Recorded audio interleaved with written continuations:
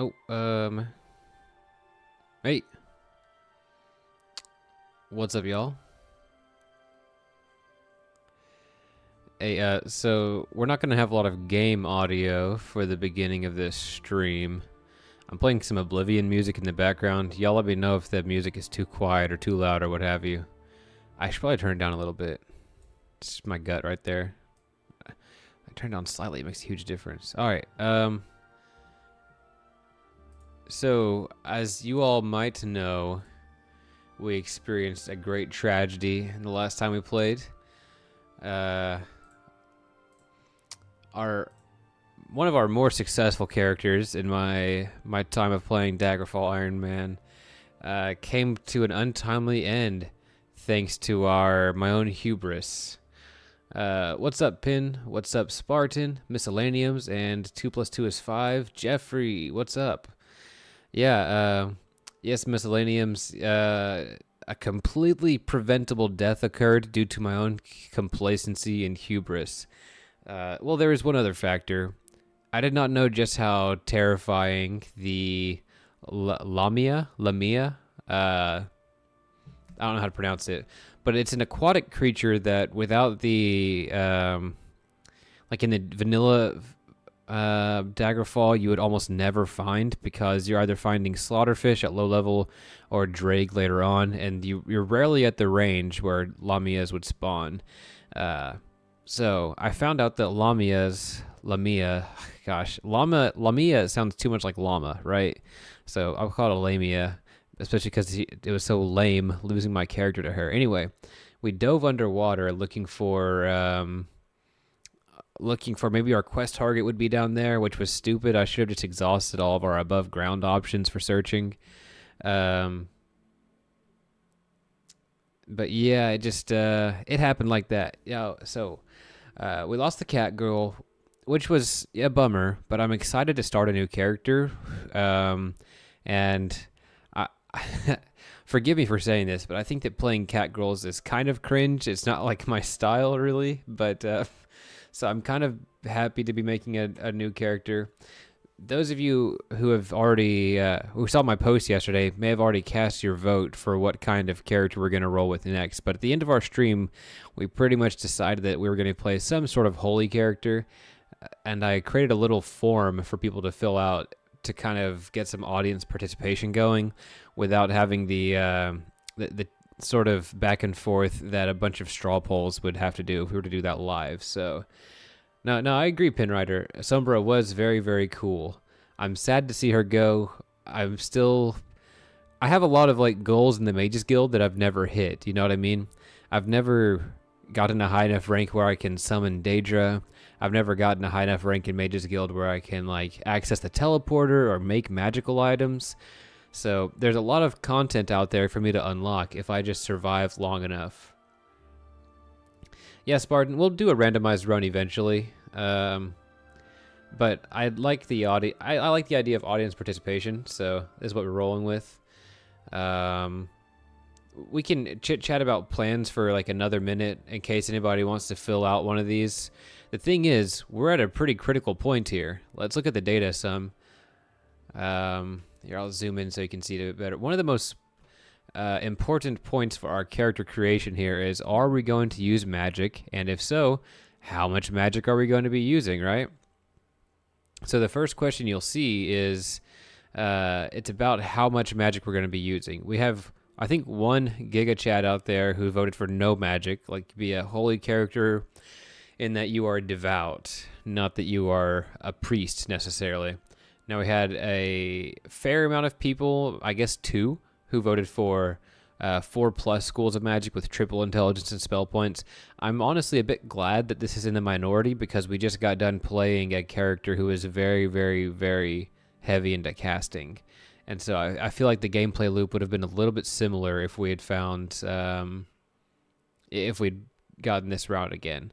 But we are split down the middle, folks, with people that want to play with 1 or 2 schools of magic and just like ×1 intelligence and spell points, maybe 1.5 depending on how our dagger looks whenever we're creating the character. But still, we're torn between that and 3 to 4 schools of magic with double intelligence and spell points. So I would see this 1 to 2 schools of magic as being sort of like a paladin or a pilgrim, and this 3 to 4 is being closer to a healer or a priest sort of character.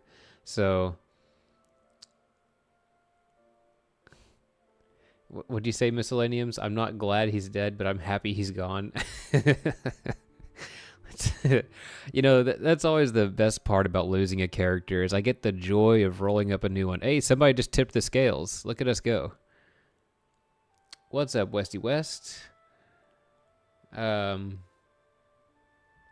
can make it as one of our goals to survive to the top. No, that's a cool. It's cool, Spartan. If you don't know the skills that way, we can still just put some input in if you want, or just let everybody else do their thing, which is fine too. Yeah. So a holy character with no magic, I see it as like a paladin who doesn't cast. You're holy in that you want to serve a temple, and you role play the character to be devout. You can just be like, I don't know, a knight, or hold on, like this guy isn't necessarily a holy character, but whenever I think of a paladin who doesn't use magic, I think of this absolute. I guess it's gonna be hard to find on Google Images. Also, I should be careful of Google Images and whenever I'm streaming. But yeah, I just think of like people from the Knights of the Round Table, that sort of archetype. So that's what that would have been. It's understandable that we didn't end up getting that with the results here.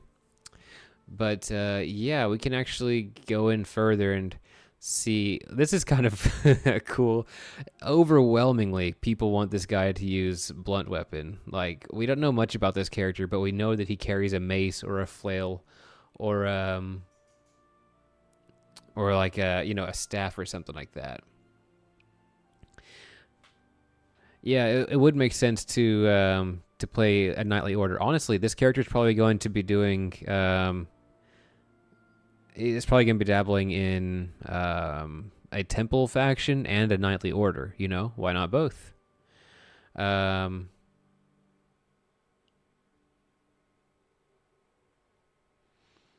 Oh yeah, good at communications. Yeah, I'm excited about that part too. See, the schools of magic. Let's break this down. Overwhelmingly, again, restoration, very fitting, and mysticism. Now, mysticism was a bit of a dark horse. We had thaumaturgy in the lead until the last 3 votes I got. Whenever we were at 20 responses, it was like thaumaturgy at 10 and mysticism at 9. All right, the last 3 votes we've got, every person has voted for mysticism, so that's gone up there. We've also got critical strike and dodge as our top candidates for any stealth skills, which are good. These are not necessarily stealth skills in themselves. They're just useful for everything. They just kind of fill under that umbrella to me. We got running and maybe climbing as a skill also. And finally, overwhelmingly, again, people want to see this guy with etiquette, which I really, really liked.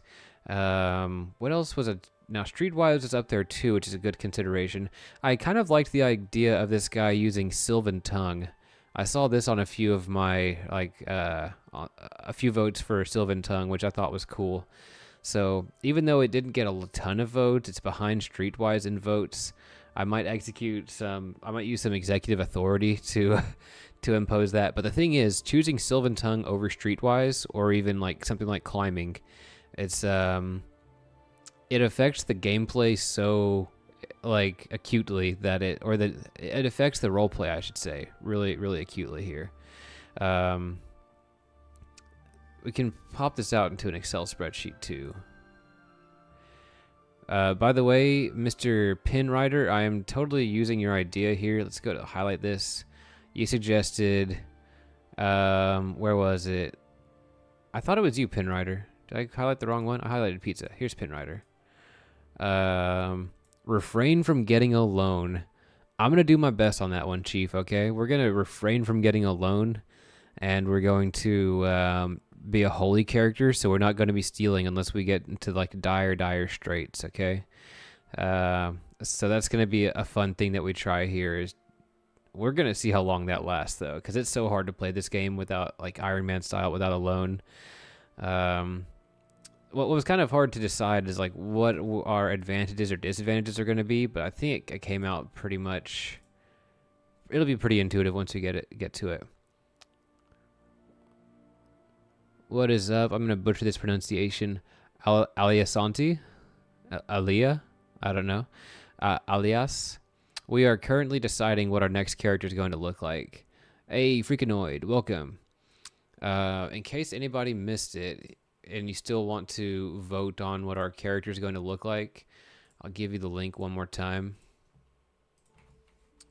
Oop.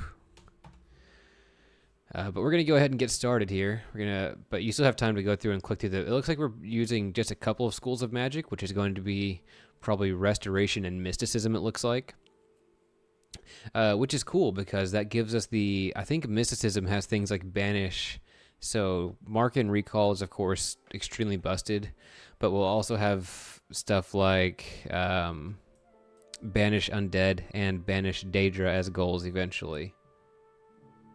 Yeah, I hear you, Pinrider. We're going to refrain from loans, but not necessarily can't. But I've been kind of using it as a crutch for a lot of my characters. So we're going to start off by choosing our race and gender. And over here, I went ahead and made one of these thingies so that it would just randomize that for us without us rolling the dice. Hey, Lunar. Welcome. Looks like we're playing in we went from edgy cat girl to a holy Bosmer girl. So we're going to be from Valenwood, being a female, and we're going to choose and make a custom class. All right. Just going to make sure we don't get any new responses in as we're going. All right, I hear you, Spartan. We're gonna work on definitely paying stuff back whenever we get it, if we do get a loan. But we're gonna try to refrain. All right. So first things first, we're going to be choosing the blunt weapon skill. That much is pretty obvious. What else we got? So as a refresher, you're playing a Holy Bosmer girl also. Great minds, huh? Alright, although I didn't really think of this, it was given to me providentially. So, although our weapon skills didn't get a ton of votes outside of blunt weapon, I think it would be foolish to not have archery in here somewhere. Or maybe I should just, like... I guess I can just not have a ranged option. I didn't consider just not having a ranged option. Because we don't have to fight at a range. We can like close the gap. We can run away, things like that. And then if really needed, we can watch the we can get training. I mean, in archery. All right. We're going to go ahead and do short blade as a minor skill because that got a pretty good amount. And short blade is a really cool idea for like performing ceremonies and rituals and things like that. And for skinning animals, anything that we might be doing in our line of work. All right, schools of magic. We're choosing one or two of them, and it looks like restoration and mysticism are the most prominent ones. We're going to put restoration up top, and we're going to put mysticism right behind that. Well, not right behind that, but since we don't have that many schools of magic, we're going to put it like in the major skills instead of a primary.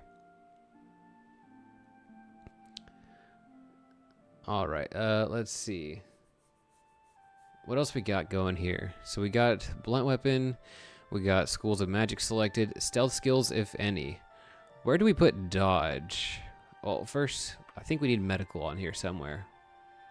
Medical. Okay. Critical strike and dodge, running and climbing. Oh, running and climbing are tied. Did we get a new one? We did get a new one. It's still... Some of the responses are still the same as far as 1 to 2 pieces of magic are going. Alright, we're getting running and climbing. Where do I put these? Running and climbing are minor or major or primary? Okay, do we put etiquette? Etiquette has 15 votes. Etiquette has 15 votes. So does restoration. Okay, yeah. Etiquette's going to be up top. We're going to be a very charismatic character, it seems like. Mysticism. Let's go ahead and put something else here. Destruction's a placeholder, but we're going to put short blade up here, along with maybe just dodging is so good. Critical strike is also good. But dodging is good for survival, but killing stuff helps us kill stuff faster. Okay, dodging, critical strike, running, climbing. Thank you guys for choosing climbing. I love that. Let's see if we got what we have left. We got blunt weapons. We added short blade as well. We got mysticism and restoration covered. We got critical strike and dodge on the list. We got running and climbing on the list. We got etiquette. Okay, we have one more skill to choose. I'm thinking either streetwise or sylvan tongue. I'm really but you know we're doing it democratically, so we're just gonna do streetwise. All right, class name. We can call ourselves a paladin. I think we're missing some skills that would make us a true paladin, but it's a good placeholder. And we're going to tank our agility. Thank you very much. We're going to buff our strength. We're going to buff our endurance. We're going to tank our... man. What do we tank next? I actually wanted some bonus personality as well. Oops. Okay, so we're going to roll some dice to get these numbers to get improved. Templar, I like that. Yeah, I like Templar here. Okay, special advantages. I wrote these down because I kind of sifted through the sheet. I'm sure this is kind of hard for y'all to read, so forgive me. I guess I can increase the font a little bit. Not that it's super important to read this stuff. Alright, so we're going to have expertise in blunt weapon. We're going to have bonus to hit Daedra, bonus to hit undead. By the way, there were 3 different users who all submitted bonus to hit Daedra, bonus to hit undead. So 3 different people thought this combination was very fitting, which is pretty cool. We're also going to get maybe, I think I saw athleticism in there. Maybe not. Let's go ahead and add some disadvantages. So we want forbidden armor plate. I chose forbidden armor plate whenever I thought that we were doing... whenever I thought that we were doing more of a, like less of a melee oriented character, but now I'm not so sure. All right, we need increased magery. Let's do 1.5. Keep things kind of tame on the magic side of things. And we're going to have forbidden material Daedric.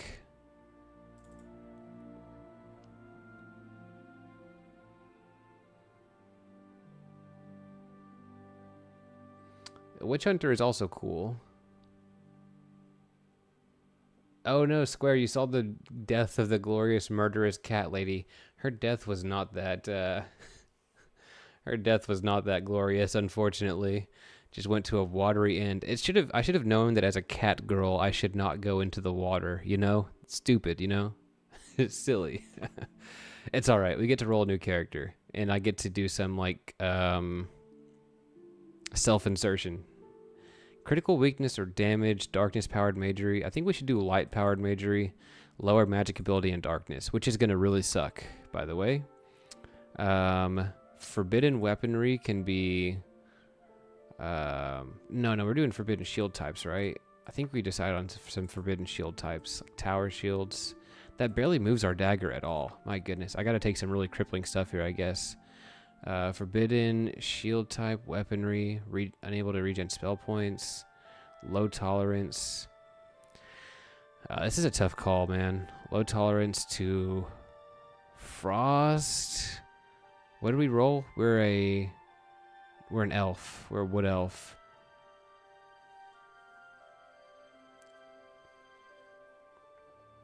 You see, this is my... I see witch hunters as having like a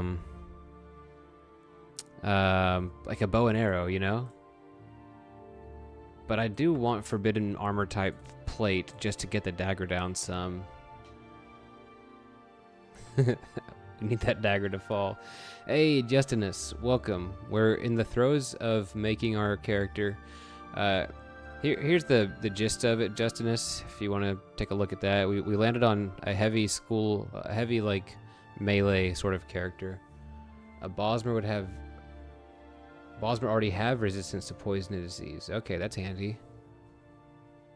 Do we have a phobia to anything? Phobia to humanoids because I don't want to kill them?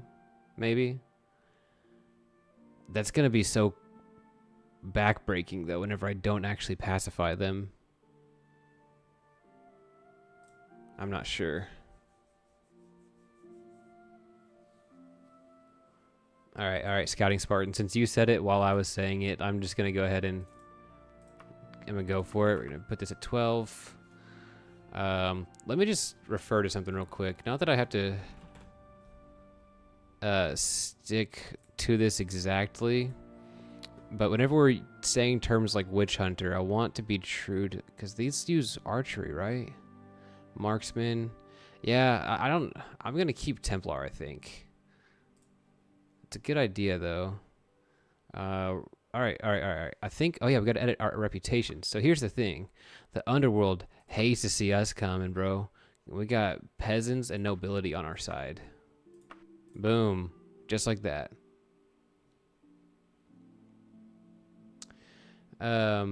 Yeah, so phobia, or think of the phobia here in just a gameplay sense. Yeah, we want the phobia to represent how we are averse to killing someone or to hitting humanoids rather than thinking of it as like something that we are actually afraid of. So I wish it just said like minus to hit, you know, but we're not actually afraid of humanoids. We're just using that to represent how we don't want to hit stuff. I don't think we have a weakness to, hey Logan, what's up? I don't think we have the option to just like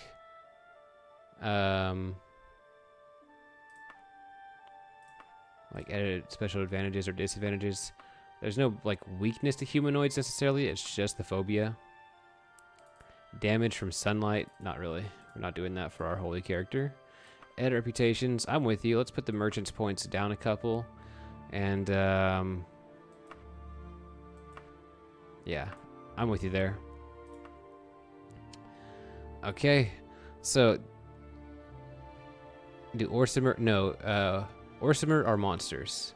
That's that's the Daggerfall way. So I don't think that they would count as that, like a different creature type. Yeah. Although I'm honestly not sure. Just that's a gut thing.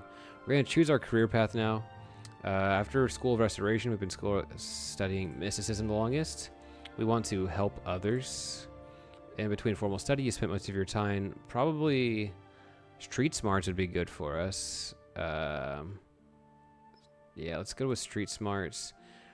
Okay, which of these will be the most valuable for us? 100 gold pieces or a favorite book? I bet we could sell the favorite book. And if we're really trying to deal without the... Yeah, we are starting in a random dungeon, Justinus. It's going to be pretty terrifying. Okay, and gratitude for services rendered the Emperor gave you... Dude, the ebony dagger would be so sick just to sell it and get like a financial bonus, but I'd never take it. So we're going to do an elven flail. I feel like I've never actually seen the elven flail option. Maybe it's because... Maybe it's because I don't play with blunt weapons that often, but that sounds kind of cool. Oh, and we're a Bosmer, so that's pretty sick. Okay, as you grew older, you received additional magical training in... I mean, let's just get the restoration going. As a child, your nickname was... Let's do Quicksilver, Rabbit, Monkey. Let's just do Quicksilver. I mean, Scrapper would help us from a gameplay perspective, but we are generally going to be kind of peaceful. You're friendlier than most with, let's go with the primitive centaurs. Of all disagreeable types, you have the most personal hatred for diabolic wizards. Summoning Daedra and undead into our world, those bastards. You are intimate friends with a monk. Yes, absolutely. What god, if any, do you worship? Oh, goodness. Here we go. So, this is the part I was stumped on. What's up, Seth? Thank you. God bless you, too. Y'all hear me out. I know we could just choose one. Now, Kinnereth is like a classic for me. I know we could just choose one.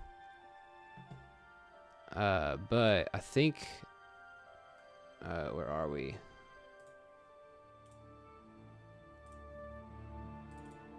We got one vote for Stendar in the chat. Where are we? Looking through my files on my other screen. It's in the stream folder? Yeah, it's in the stream folder.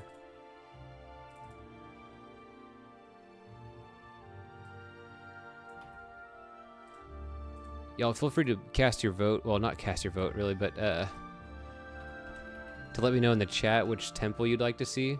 I'm also thinking of just going to... is this a different spin that I did? It all works the same, I guess.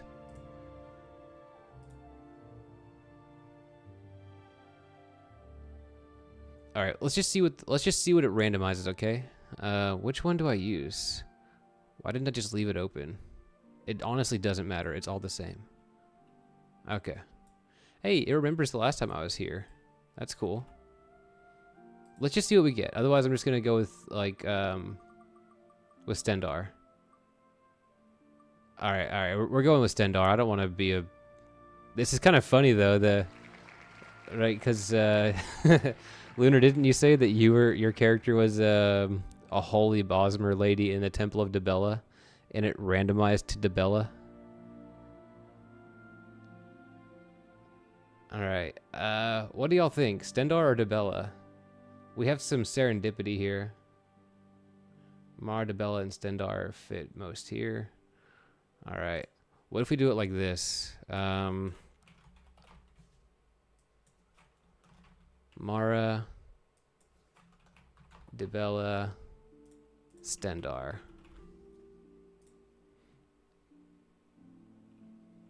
Do I do it like this? You said the wheel has spoken. I mean, if we're on board with just the wheel, if y'all want the wheel, then vote for. I've never used straw poll before. Y'all want to try it?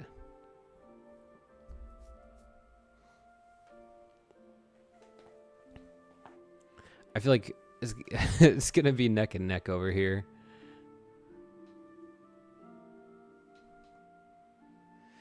Hello, Lenert. We are doing well. We are rolling up our new character. We have Pac-Man Dibella eating Stendar right now. Dibella because it's freed us. All right. We might have a winner here. We got six. We got quite the lead here for Dibella. I'll give it another minute and see what we get. This looks like, hey, Mara representation. Look at us go. All right, y'all. The wheel has spoken. Thank you for your vote, not only on the character but for this as well. It was really fun, kind of collaborating. I know the Gunnar Temple, dude. I have the no nudity mod on. You know, it should be fine. But we're gonna go ahead and be the serving Dibella here. You have the most trouble, I guess, fighting without magic. But what does that do for me? Let's go with that. Okay. We somehow improved our reputation with the underworld during all this. We're going to name ourselves Mindra Ivythorn. I like that. But let's do it Mindara. Mindara. Mendira? Mendira. Mendari. Mindari. She's also the goddess of art and poetry in a more idealist platonic sense. Okay, I'm gonna try to focus on that rather than just be all about the goonerism. All right, let's find a cutie. Here's our cutie right here. We gotta find. This one's pretty funny. Dude, all of our Bosmer women look kind of deranged. Man, she looks like she's been through a really rough marriage. None of these are that pretty, to be honest. We're gonna go with this one.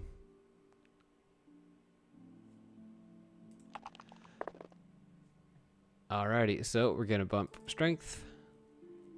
We're gonna bump. We have 10 points. Luck by 1, of course. So most important thresholds are on 3s. I mean, on 10s. I mean, multiples of 10. So I could bump endurance up, intelligence up. I think that's the way. Yeah. Yeah. Alright, we need to just, like, really crank that soldier boy on our blunt weapon because we want to be able to hit stuff. 49 restoration at the start is nice. We want to go ahead and increase our dodging drastically because we want to not get hit. And we want... Which one of these is going to take the lead? Running is a very good one for, like, just leveling up passively. But I think... Oh, no! Ah, guys, I kept destruction, the placeholder in there. I know how to fix this. I know how to fix it. Hold on. Medical. We're going to bump medical a bit. And then bump running one time just to kind of keep it in the lead. Very high reflexes. Y'all, remind me to go back and fix the INI file there.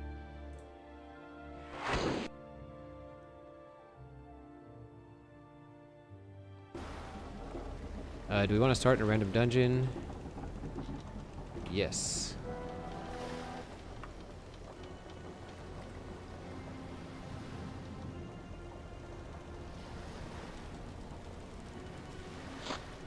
Alright, this part's going to take a minute. Yeah. Thank you, Pinwriter. Look, hold on. Dynamically progressing main quest. Alright, another executive decision that I'm coming to is I think I want to not have this dynamically progressing main quest on and just leave us the option of hold on, early artifact. We're gonna leave us the option of doing the main quest. Okay, we went to load game, save 26.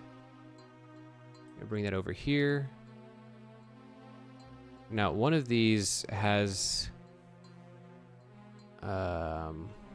faction data mod quest data except save data. Okay, we need to close this because I'm going to turn off windowed mode, and then we go to Control F, destruction. Cannot find destruction. Did I spell it wrong? I must be in the wrong one. Save data, save info. No. I don't want to rebuild him. Quest book data, note data, mod, faction data, discovery data, conversation, bio.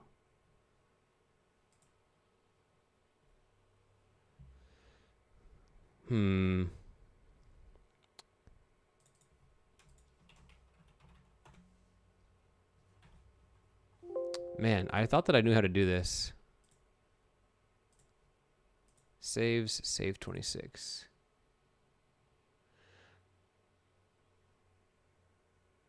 Yeah, the thing is I wanted it to just be representative of what people voted on.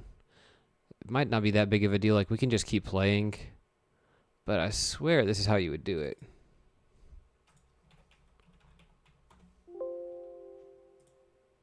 Type in skill.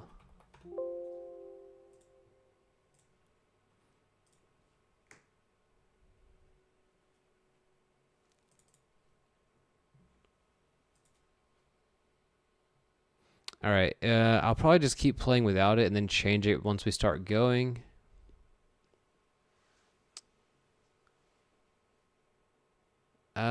Maybe this, yeah, because it seems exactly like this would be what I need to look in.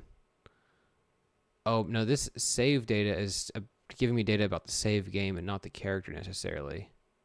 Maybe. Skill mods. Oh, okay. We found it. Minor skill destruction. Okay, so let's go back. What were we gonna use instead of? This is pretty cool. It means it feels like a free skill now. Let's go back. Did we find a spot for? Maybe we add Sylvan Tongue to the mix. Give us another opportunity to recruit stuff. Maybe we add. No, not another one of those. Okay, maybe it's just archery. Oh, did I lose it? Here we go. I'm going with archery. I want the ranged option. We're a wood elf. Save it. Close it. Minimize this. We have this pinned.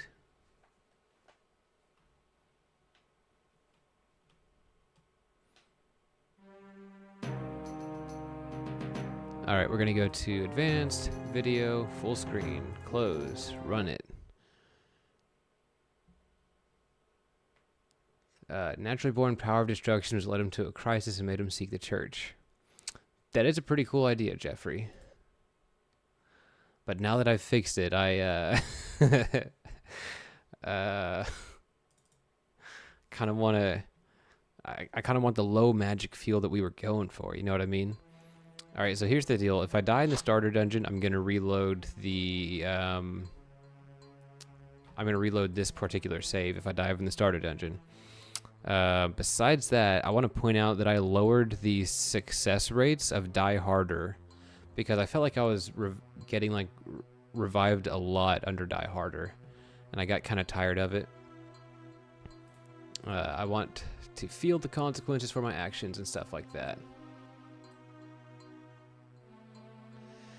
You know what's interesting, Jeffrey? We were chatting about Alan Watts, and I recommended Seraphim Rose, Father Seraphim Rose, and then yesterday, whenever I was at my job, I was man, why am I starving already? That's pretty rough. Oh, we have a cute dress.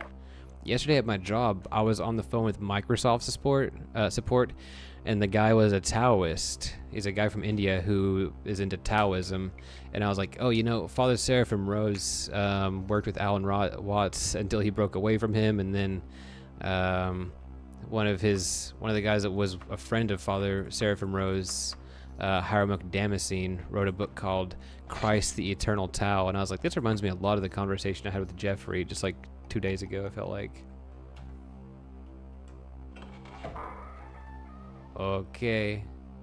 What? Hey, why is my fatigue going down so much?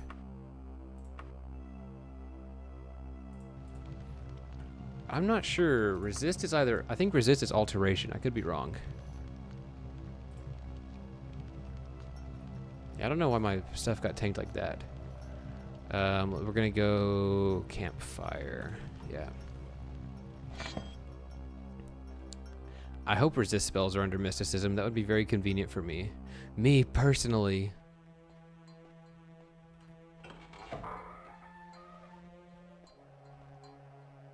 Do y'all think this is too bright? It's probably not for you.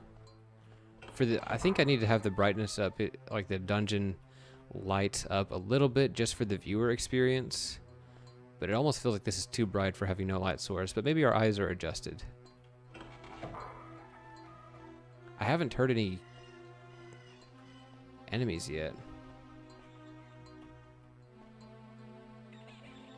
Okay, it's just a rat.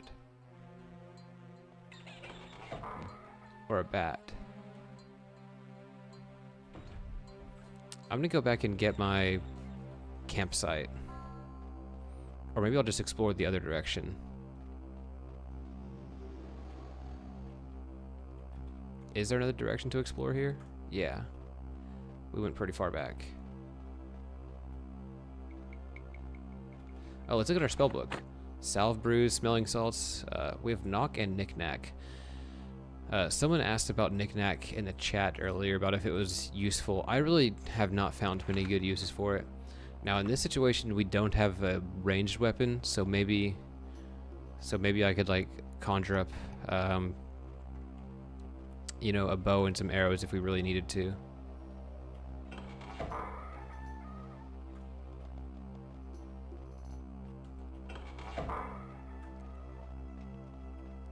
It's one of the most empty dungeons I've ever seen, which, I mean, is pretty good for us. Means we might be able to get out of here safely.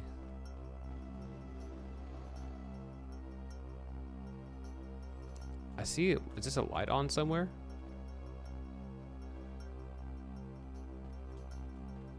Do I have any torches I could just be carrying? I do have torches I could just be carrying.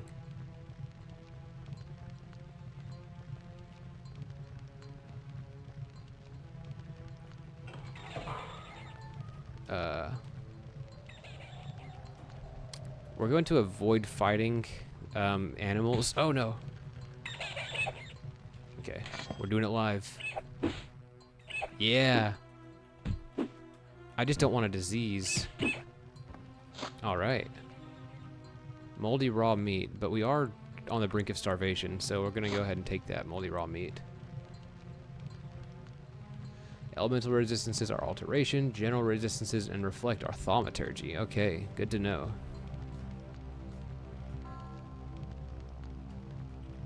Did I pick up the campfire? I did not. And this is locked. Okay.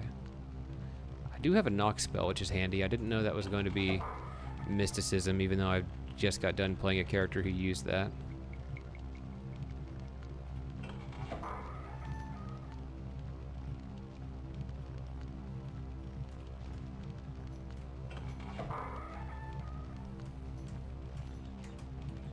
Come on, you damn torch. Ah. Okay, we got it, we got it. Okay.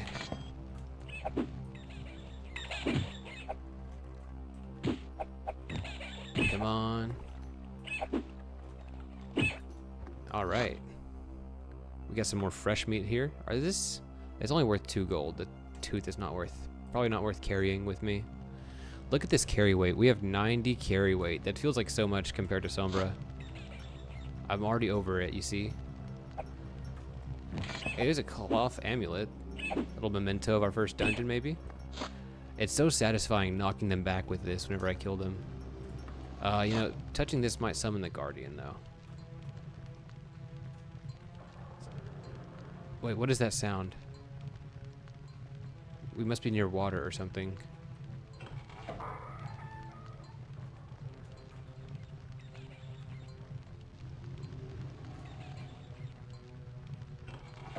We are far, far away from our campsite. I think it's time for me to run back and try to find the campsite, because we shouldn't have gotten this far from it.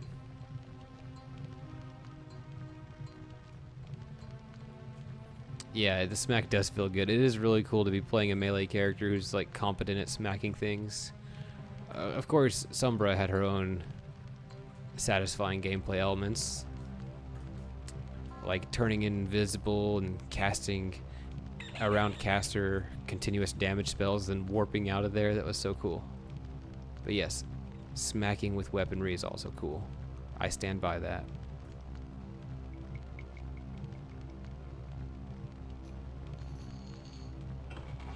Oh, it looks like I missed my exit.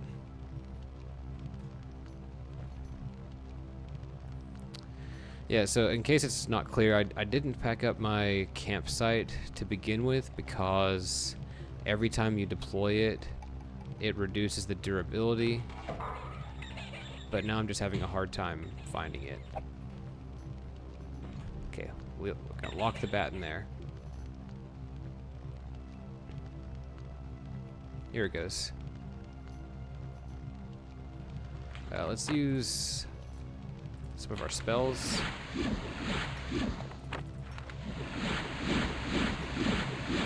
Do some light grinding here. Oh gosh. Did I mess up already? Okay, it's not that bad. Our rest got interrupted while we were low on mana. Pretty worried there. Oh, by the way, someone in the comments pointed out that mana has its origins as a Polynesian word for spiritual power or something like that, not related to the biblical mana, which makes a lot more sense for why it's used the way it is. Let's go ahead and eat this so that we don't accidentally eat our rations. Do you consider using Tome of Battle? Yeah, I do have Tome of Battle and the Addendum, but I have not used the crossbows or the spears. Stealth, running, and my food is getting a bit ripe. Dang. Yeah, Tome of Battle is amazing. I really like being able to hit multiple enemies at once. That sort of thing. Okay.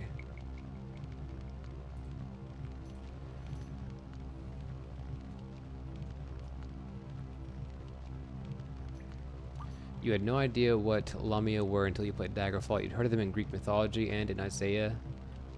The Vulgate and Vulgate-derived translations use... Okay. I wonder if that's the same passage that uses the word Lilith. Oh! Dude, this was just a little jump scare for me. I actually, lurched back pretty hard from that. I know that, the word Lilith is used to describe a screech owl at some point, and that inspires a lot of people's I don't know, it feels very esoteric talking about Lilith in the Old Testament. Oh, hello. Oh, that was awesome.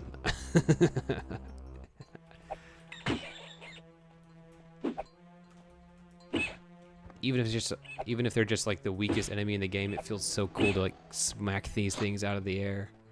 I can feel my power returning to me playing a melee character again with a two-handed weapon, no less.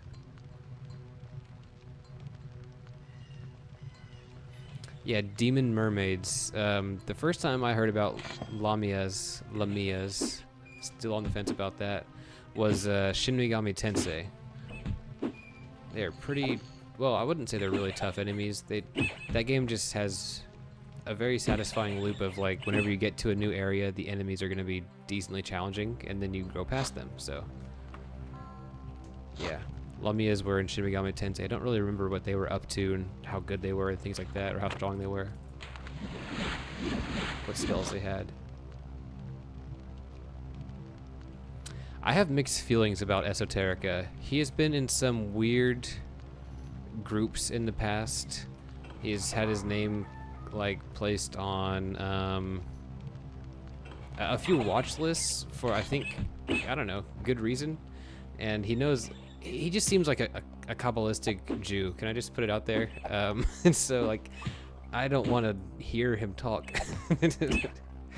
I used to watch his videos a lot, but I don't trust him as far as I can see him. We got a holy tome.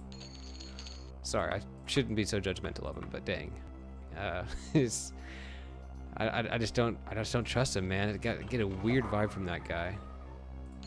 We got a holy water and a holy tome. Steel claymore would be cool for us in theory. Here's that spear you were thinking of. I think we can't use the plate armor, right? Yeah. Yeah. So I didn't know about Lamia's stamina damage either until it was too late, which inspires me. By the way, nobody take my idea if you can help it. One day I'm gonna have to make it. Oh no, that wouldn't have been too far of a drop.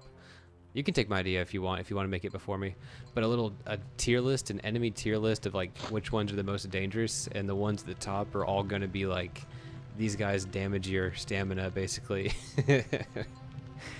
All right, look guys, we made it to the exit here. A form lingers still against the stone. Hey, centaurs. We're in the desert, y'all. Hey guys, I come in peace. Oh, these guys spawned from a quest, so I can't recruit them. This is going to make it hard to get around, though. Let's see.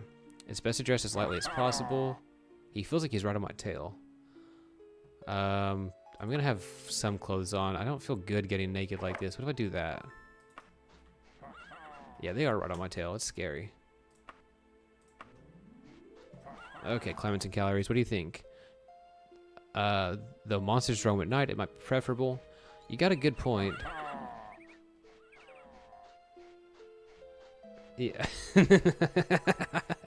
The moment I mentioned my feelings about esoterica, YouTube was like, no, no, no, ad.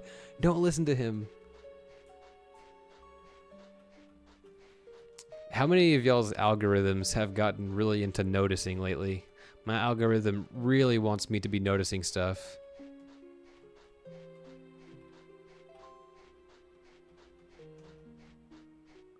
Yeah, this is the silly part. You're right, Pin Rider, how it's kind of silly that I'm able to outrun these things. By the way, can I shout out how cool centaurs are in Narnia specifically?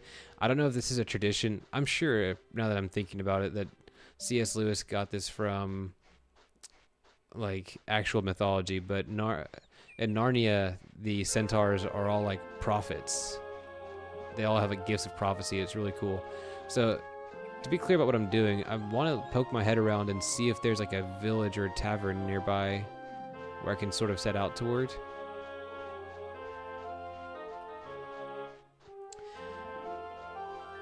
Let's see. I think assassins are the most dangerous since you encounter them from level 1. They have a 50% chance of a poisoned weapon. You're likely to encounter them before finding and fusing. Yeah, you get a good point.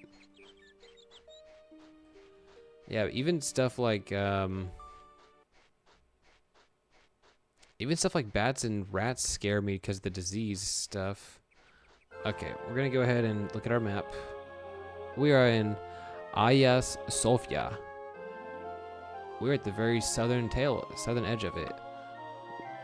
Oh, we're right here by the Alakir Desert. That is so cool. You know, somebody mentioned that they'd like to see a sort of an ascetic monk sort of thing. And for those who don't know, ever since the life of Saint Anthony the Great, who was like, I don't know, I think around the 100 AD, maybe a little bit later, there's been a very strong tradition of Christian monks going to live in the desert to basically do combat against the demons out there, spiritual struggle and asceticism and stuff like that. So it's pretty cool that we have the option of riding into the desert whenever we want. What's not that great is it's going to be really hard to get back to civilization. What do y'all think? Should I bother doing the overland travel, or should I just fast travel to a city? Because we could be here all day.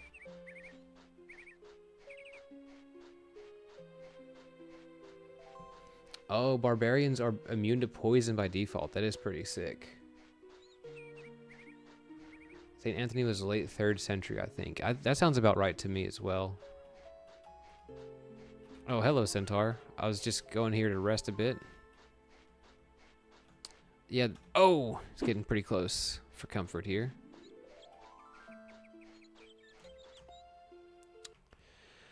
Yeah, so the thing about this here dungeon is it's not going to give me many, it's not going to give me much loot. And I just have a chance of getting disease, so I don't really want to explore here that much. Let's go ahead and use smelling salts. Let's do some salve brews. Let's just rest until fully healed. That would be cool, going around the Alakir, respectively killing the undead and trapping them. Yeah, you're rolling the 2% each hit. Yeah. Hey, look at that. We started off at level 2 already. What did I want to increase? We want to increase personality.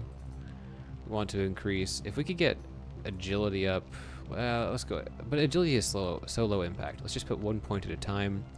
And willpower, 1 in intelligence. Stealth, climbing, dodging, running, blunt weapon, critical strike. Pack that up. Okay, it's nighttime. Yeah, we're gonna... Oh! He's waiting for me. Yeah, we don't know which way north is, technically. We'll do a little bit of overland travel. And then if we need to, we will just travel to a town.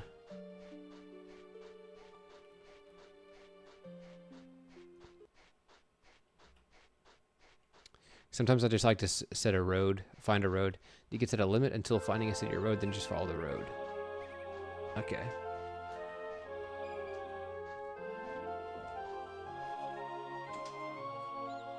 What's our HP per level?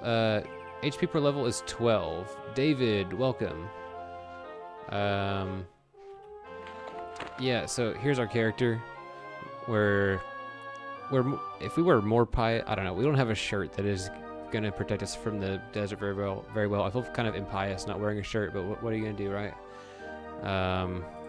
Blunt weapon restoration etiquette, mysticism, short blade dodging, archery, medical, critical strike, running, climbing streetwise. So we just have restoration and mysticism as our magical options here. Salve bruise.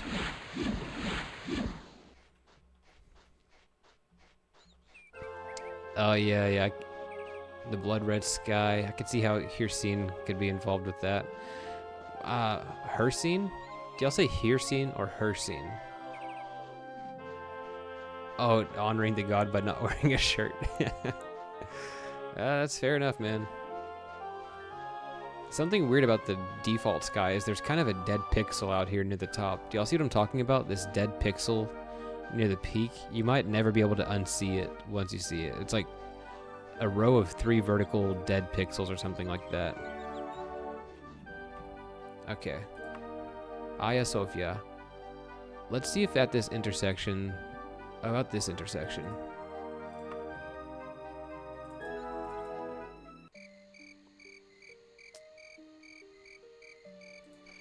Okay. It's just a farmstead. Do Bosmer have a more traditional concept of modesty to begin with? Who knows?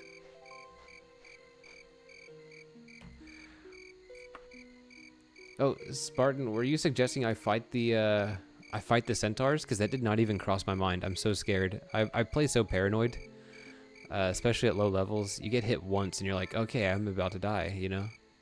I didn't even consider trying to fight the centaurs. Maybe I should have. Hey, look.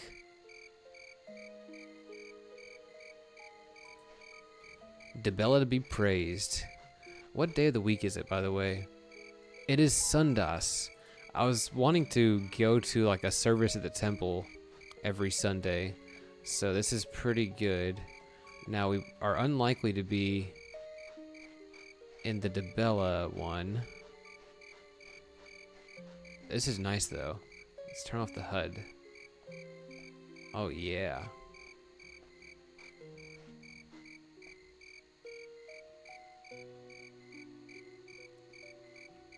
Yeah. You say Hircine also. That's kind of what comes to mind as well for me, because it's an I, like it's the letter I.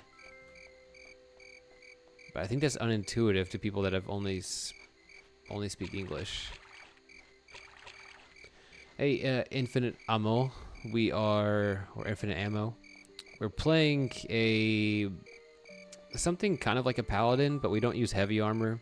We have just 1 or 2. We have 2 magic skills, restoration and mysticism. No temple in our little town here is pretty rough.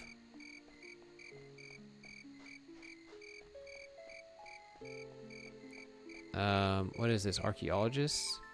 Yeah, this is archaeologist. Yeah, we're servants of Dibella with blunt weapon restoration etiquette, mysticism, short blade, dodging, archery, medical, critical strike, running, climbing, streetwise. There you go. Yeah, Justinus, I'm glad you mentioned that, because whenever I read Hagia Sophia, it sounded just like Hagia Sophia to me. You're saying that's the Turkish name for Hagia Sophia? Because if so, that is hilarious that they chose that here. Isn't there another name that they just ripped off of the... Yeah, we have Ephesus over here. Have you ever seen Ephesus out here in the Dragontail Mountains region? So yeah, they do have a couple of names that are just ripped from... I didn't know that Hagia Sophia was the Turkish name for Hagia Sophia, though. Can I even afford a room? I have 42 gold to my name, but this holy tome, I mean, it's gonna be sad to see it go. But this holy tome is gonna do a lot for me. Let's go. Do I even want to rest? It's another question. Because it's nighttime. If we want to do any traveling at all, nighttime is the time to do it. We've got a general store here where we can get some chalk. Honestly, if we can leverage this holy tome and the holy water some, it feels bad to sell it, of course, but we gotta do what you gotta do. Oh, you know, I was saying we weren't getting much loot from that dungeon, but we did find those two things.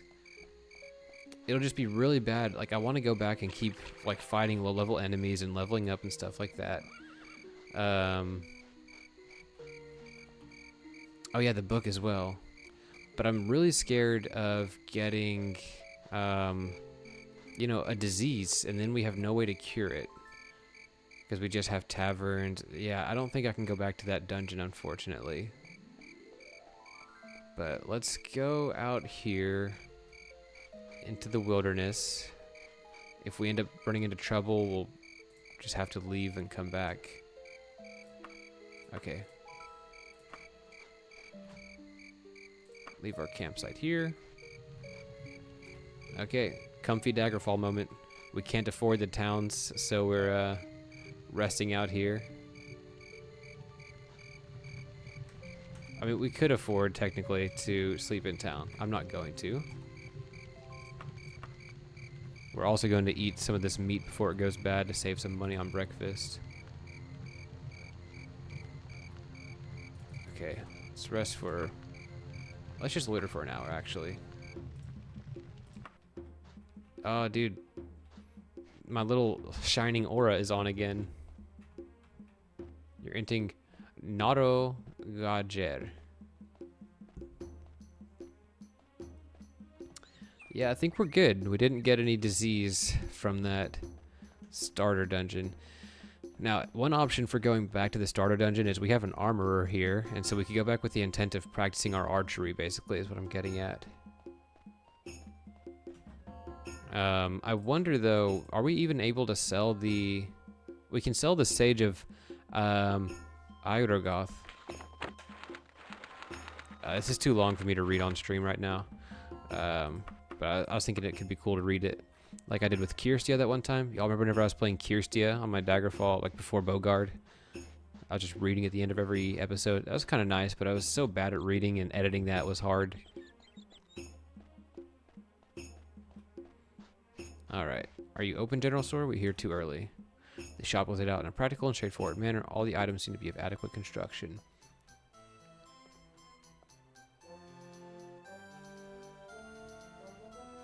Alright, let's go ahead and sell... do we want... yeah, short sword. Sell that for 44, just get the carry weight out. Spell scrolls, pretty valuable. It'd be more valuable if we were to identify it, though. Let's go ahead and get rid of that. And yeah, we can't sell the other stuff, so... This is a pretty good amount of starting coin, though. 519. Like, we really want to be able to get to a city. So let's go look at our map. Other map. So I guess this one to the north, but if we go way over here to Hagia Sophia itself, we'll have a better chance of finding all the services we want. We don't even know what temples are prominent here. Like, do we want to stay in this region at all? Hey, where is regional Temple of Dibella? You tell me. I have no idea. Yeah, there might not be any Temple of Dibella here, so like, I mean, our first order of business might just be going to a region that has a Temple of Dibella. Okay, you said that 2 days ago you were recording, and the vastness and organicness of Daggerfall, since you're only now becoming able to roleplay in it. You're recording for 3 or 4 hours. Yeah, that's cool. But Jupiter decided to throw a surprise storm here and there, and the power died. All that footage. Oh no! You lost the footage. That's a bummer, man. I could be wrong, you might want to look into this, but if you're currently exporting to MP4, try exporting to MKV instead, because I've heard that exporting to MKV will allow like the partial footage to stay alive if the recording gets interrupted. Somebody correct me if I'm wrong or do some light Googling about it, but that's why I personally export to MKV instead of MP4, because that's my understanding of how it goes. Sorry that you... Well, on the one hand, I'm sorry that you lost all that stuff, but on the other, you know, that sounds like you had a good time, for what it's worth. Let's see. Regional. Dang it, Micah. I keep pressing the wrong button like a dingus. Previous list. Regional. DeBella. Okay. Okay. Hold on. So that guy was just being rude. We do have like a target to aim for here. Okay, let's go ahead and put this back to 12-point font.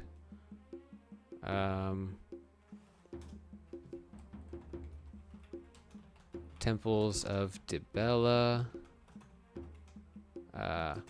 Hagia Sophia. It's a little joke. And it's going to be Tu Lairisa. Okay.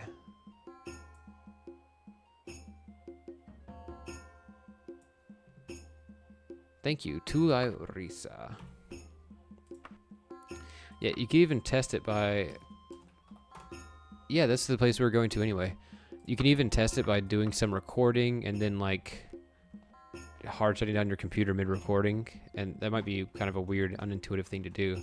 But that'd be just one way to test out to see if that's how it works, you know? Alright, so we have a goal. We're going to go to the town to the north by traveling along the road. We're going to join the Temple of Dibella. We're going to buy some arrows. No bow yet.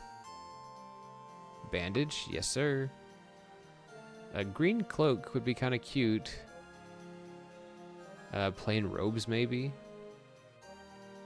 Green cloak? Do I like that?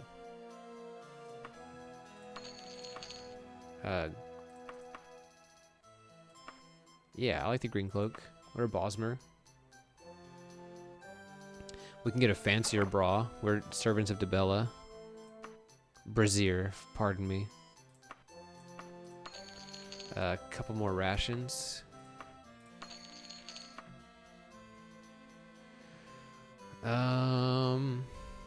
Strapless dress. Would this be good for climates and calories?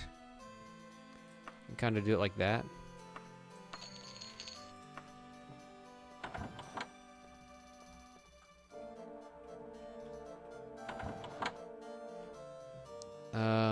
We didn't find a bow. Here's a crossbow, but that feels like a weird thing for our character to have.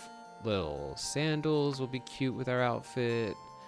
Backup camping equipment might be too expensive for us. Backup water skin is almost necessary. Some more chalk. Just take it easy though. Gotta be really careful about... Oh, hey lady. About making sure we have the right provisions for the journey. Yeah, that's an expensive horse you got there, buddy. 3 arrows. We can always conjure a bow if we really need to.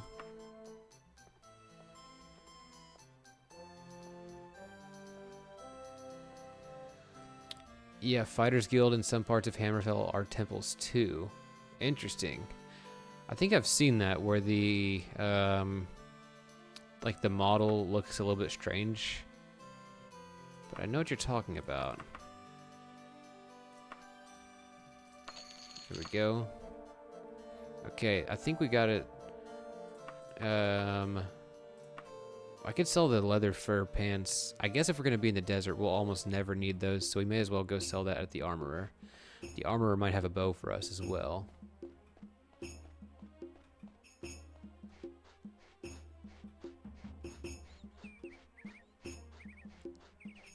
Yeah, the outfit's pretty good here. I'm wondering if I should do the blue dress and the blue cloak, but blue and blue is like too much. Like, I don't want the same 2 colors, right? That's kind of like a tracksuit sort of getup. Okay, let's wait a couple hours. Maybe waiting a couple hours is a bad idea because it's going to be scorching hot outside. A farmer with a rather sickly-looking cow trudges along, mentioning to a nearby friend that the animal has taken a rather serious illness and needs help. The cause appears to be the unnatural, which he blames on Daedra, witches, and his mother-in-law, and others, and sundry other sources. Yeah, if you knew that what you were doing, perhaps a quick spell could resolve the cow's affliction. Yeah, let's do it. We pass the restoration skill check. You hail the farmer and offer your aid. Your skill shines through, and the animal responds rapidly to the healing spell. Her owner cheers loudly and promises to tell the townspeople of your good character. You don't receive a material reward, but a charitable word. Alright, sure. We are dependable. Look at that.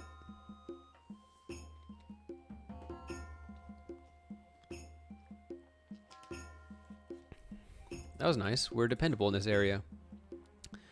Yeah, we have the arrows. We just don't have a bow. So we could conjure the... Oh, dang. It's still not open yet. We could conjure the bow if we needed to. But we have an armorer in town here, so we should be able to just buy it. We can also sell the steel. Steel is usually not inexpensive, so that's good. We're back up to 500 gold. Alright, look at all this. Elven Brigandine Jerkin. We can't afford that, but maybe one day we will.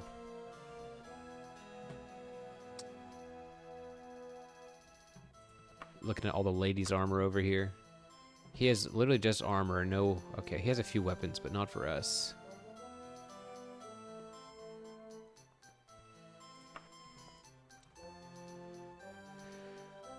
Alright, we did not find the bow. Do we settle with a steel crossbow?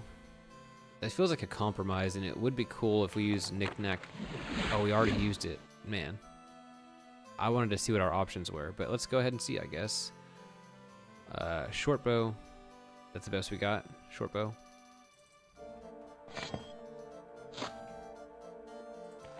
Pretty cool.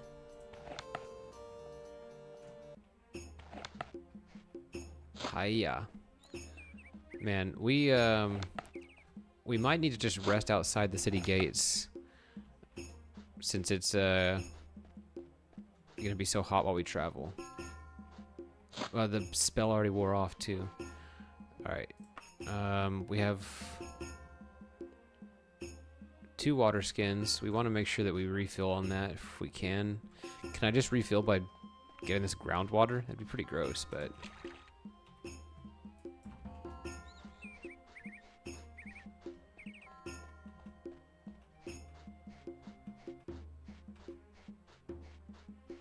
Ever seen a male Brahmin? You recall all of them have udders? I can't tell. I don't know, man. Hold on. Let's see what kind of food options we have here. Drink. Which one will restore my magicka? Any of these? No. Okay. But talking to him should have refilled my water skins, which is what we went here for. Anyway. It sucks being this low on magicka. We will probably want to rest anyway once we get out here just to have a better climate. There's a little pixels that are sort of messed up again on the mountain there. It's the top this time. And we're going north. Yep.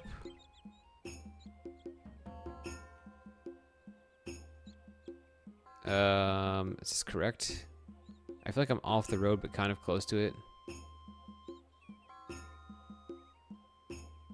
Man, our stamina is really not depleting very fast. That's pretty cool, I guess. We found another town. Kerohadata? Something like that. Maybe they have a temple here.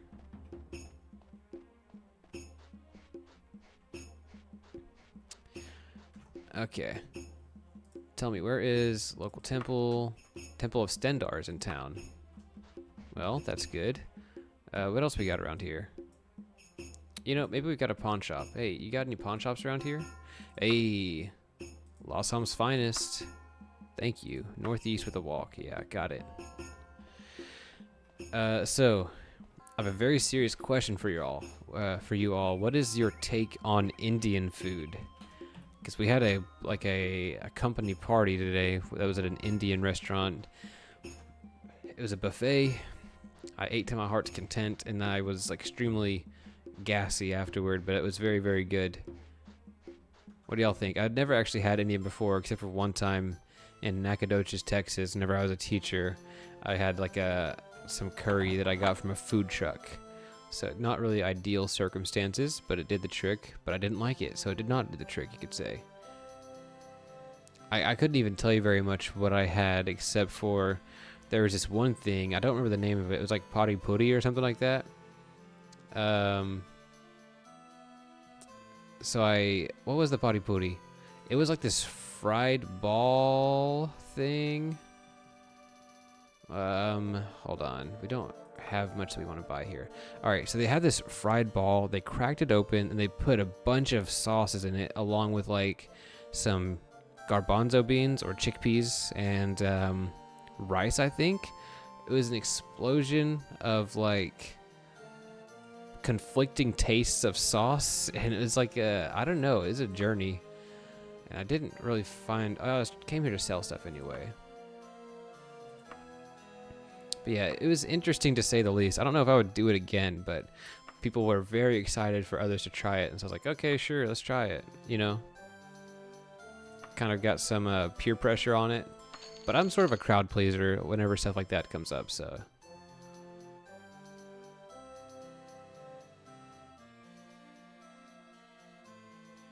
Let's see. Yeah, I mean, it's no offense, Lunar. I call everyone man. I'll try to keep that in mind. But, you know, it's a term I call my wife as well, you know? It's just vernacular. Same for dude. Alright, we got a pretty penny off of that. Oh no, our chalk is messed up again. I'll have to reinstall the mod, I think. It's weird, we have a stack of 7 that's just not working. So it was like a company party for the tech team specifically, and it was probably 90% Indian people and then a handful of white guys. White people, I guess. There were ladies there too. Yeah, overwhelmingly majority Indian. I guess that's what you expect from a tech team, but that's how that went. The guy who's like my mentor is Indian as well, and he drove in from like Houston to Dallas for the party, so it's kind of cool. I'd never met him in person. I don't know if I would sign up for Indian food, but I like to try food whenever I can. Wednesday they had like a different office party that was like for the a holiday party for the whole entire staff basically, and boy was that overstimulating. Man, that place was so crowded I could barely hear myself think. Grab a pan just in case. Yeah,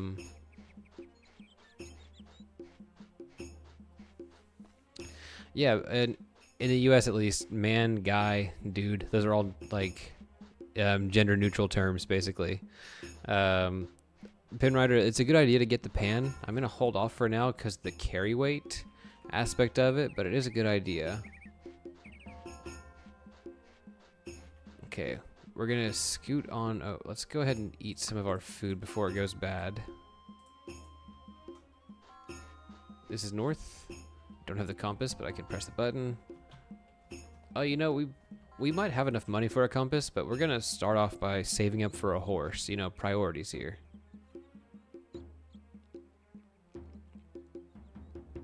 Yeah, so the office party on Wednesday just had like,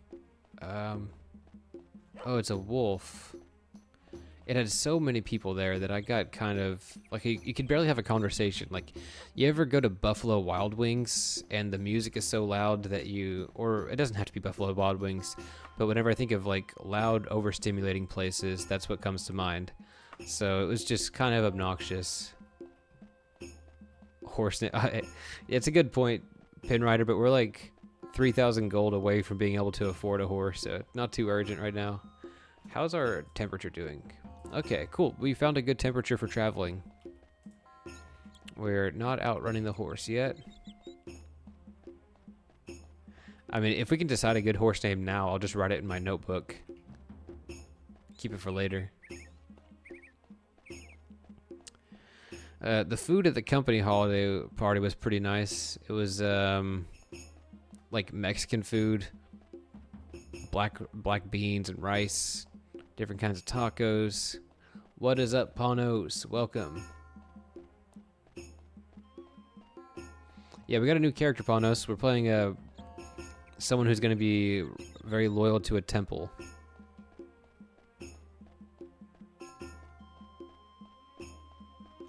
All right. Malai kofta, you say? Paneer 2. Honestly, I would have a hard time telling you which Indian dishes I ate, because it was a buffet. So I went around, I put some red rice on my plate, I put some squishy yellow stuff on my plate, some goat and some lamb. I'm sorry, Panos, I've not been keeping the fast very well at all. It's something I've been really struggling with. I gotta talk to one of my priests about it, but especially in social situations. Hey, we arrived at a tavern where we can rest. Do we want to rest here? Or do we want to keep going on the road? Kicker of Elves Jr. I mean, it would just be foreboding to name your horse Kicker of Elves while you're an elf. Like, you're just setting yourself up for failure there. Yeah, I think we want to keep traveling. Not very far, but just to save money. Well, we have 2,000 gold.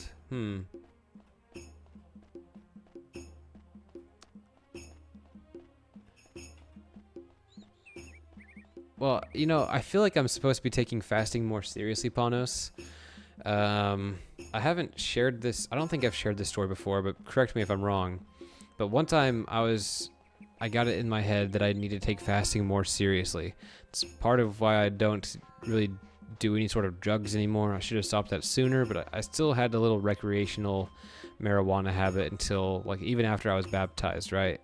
Up until I had this one encounter where I was driving to liturgy one Sunday morning, and whenever I was getting on the highway, there was a lady who was incapacitated on the road, and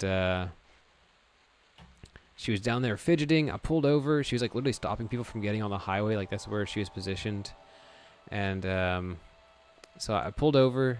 There's a guy with her, and I was like, hey, is there anything I can do to help? Because, like, not only did I want to help them, I wanted to get this lady out of the road, right? Because she's a danger to herself and others, kind of, in a way. And the man who's trying to help her, he's like holding her hand. He says, oh, she has that condition where you just have seizures that last about 1 or 2 minutes. She'll be back up on her feet soon. And I was like, okay, but is there anything I can do to help? Because this is like, I'm trying to explain that it's traffic that's backing up and stuff like that. And he didn't acknowledge me after that. He just waited, and she did get to her feet eventually, and they moseyed on. She went toward the underpass. They kept walking. I got in my car. I drove to liturgy. Now, for those who don't know, in the Orthodox Church, we have assigned scripture readings for each day. It's called the lectionary. And so whatever the gospel reading for that day is going to be what is read during the service. It's not what the pastor feels like reading that day. It's in the lectionary, right? So this is kind of ordained in a way. Anyway, the gospel reading that day was Christ healing the epileptic. And that was the same day that I ran into somebody who had epilepsy, who's like in the middle of the road. And this was like a really kind of weird sensation for me to encounter that. And I thought, I felt kind of schizophrenic, but I was like, this is too coincidental to be coincidence. It feels like it had the finger of providence on it. So I'm like, what could this possibly be telling me? So at the end of the gospel passage, I went back and reread it later. At the end of the gospel passage, the apostles are like, well, Jesus, why weren't we able to cast that demon that was causing the epilepsy or the seizures out of that person? And Christ says, this kind of demon can only be cast out through prayer and fasting. Now, since then, I have felt this calling to really pay more attention to fasting, not only toward food, but fasting of like my eyes through streaming all the time and things like that. And so it's because of this event that I want to be better at fasting, and I'm kind of critical of myself whenever I'm not doing it well. But I've just been kind of mediocre at it during the Nativity fast, to be honest. Okay, with all that out of the way, let's see what encounter interrupted us. Yes, Justinus, we are on the new calendar.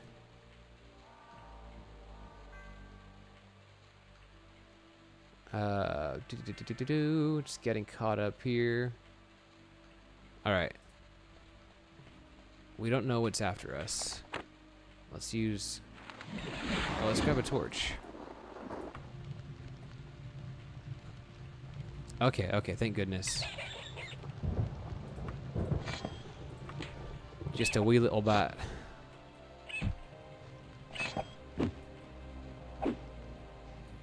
Oh, fasting is especially important to me because not only because of that weird experience I had on the way to church that one day, but because I'm naturally a kind of gluttonous. Like, I overindulge all the time. I struggle with moderation in, like, everything that I enjoy, basically. You know, like, I'll play Slay the Spire too much whenever I should be doing something else. I'll eat too much food, this, that, and the other. Yeah, I'm just kind of bad at moderation in general.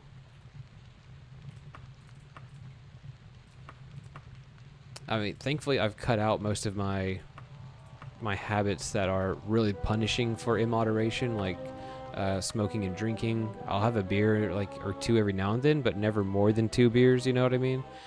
I mean, that's generally how it goes. Just a little bit dies from disease.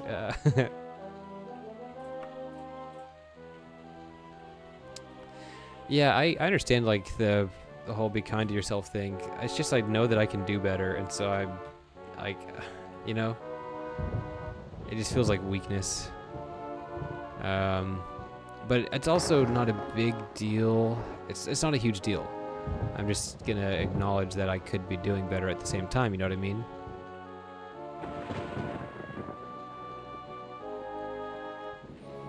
Oh, sweet. Yeah, David, I think I just went back to the previous town. Yeah, because I didn't know which way I was facing.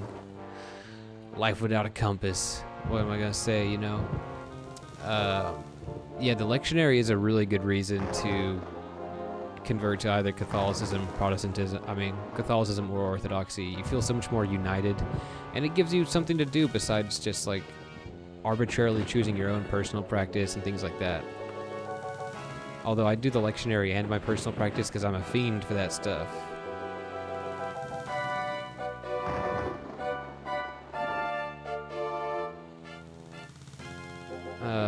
Failed to avoid another encounter. Let's see who it is. Giant scorpion. I don't like that. Let's go north. I think this is north. Yeah, so Panos, with the you are weak. Congratulations. It's just part of it, right? Part of my, like, home life makes it almost impossible. Like, how do I explain it? I've gotten a blessing from my priest, my confessor, that or my father confessor, I guess you'd call him, that I'll just eat dinner with, like, whatever my family makes, right? Because not everyone in my family is Orthodox. It'd be rude to be like, I'm gonna have my whole other separate meal prep instead of just eating whatever you make. It's just like, for example, last night, or let's talk about yesterday. I had oatmeal for breakfast. That's good. Peanut butter jelly sandwich for lunch. That's good. But then at nighttime, like, I was too busy with, like, either work or trying to record to really get dinner ready, because my wife was working. So I had the house to myself. I had to go pick up Hudson. And I don't know how to go to a fast food option and find something that is, like, safe for the fast, you know? I just don't worry about it, and I just hope that it's going to be okay. But yeah, I'm just kind of indulgent like that.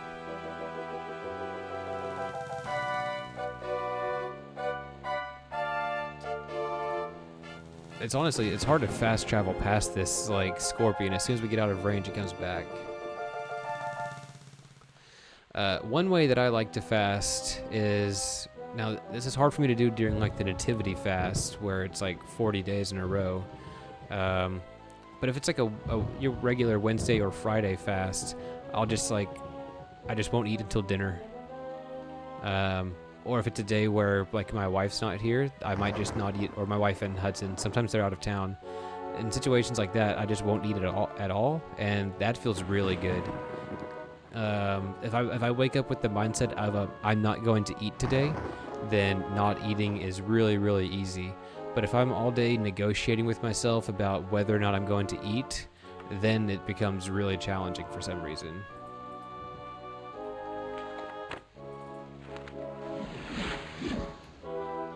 I don't need it.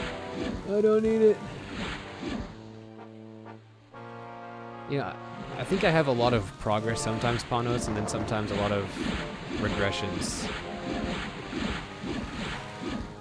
Like, near the end of Great Lent, I was doing pretty well, but it's almost like during fasting periods, these temptations become much more aggressive as well. And I don't think that's like an isolated incident. I think that's how this works. You see someone posting a warning outside of Tulaya. Due to the poor hygiene of the citizens, Tulaya currently suffers from a rat infestation. The noble, Count Kelba, will soon send troops to wipe them out. Please remain indoors as much as you can. You fail to avoid an encounter. What could this be?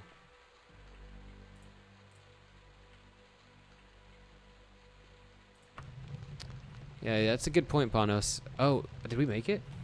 Or is this a different town? Yeah, we made it, guys. We should camp outside the city gates, though. Or is it open? Is it open? It should be closed, right? I do sort of keep track of that sort of thing. I just feel like this one's really common. So my the priest I go to for confession, okay, it is closed. He pointed out that fasting and obedience is like a really good cure for pride. And so that was really cool advice to me.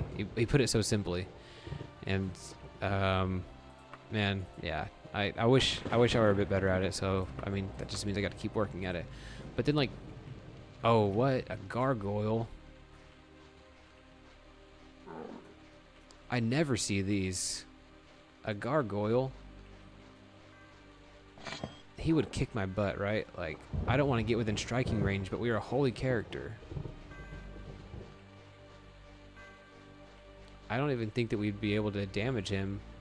I wonder if I can summon some guards to help. Oh, here's a bat to distract him, actually.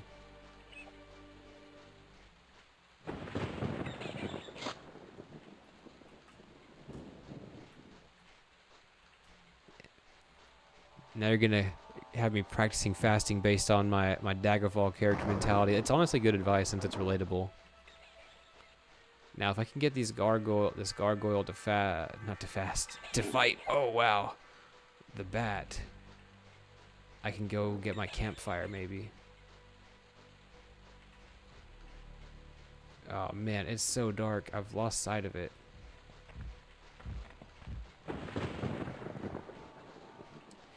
Yeah, social situations in particular, it's so easy for me to fold in social situations. Oh, he's still on my tail. Come on. Do we abandon it? I don't want to abandon it.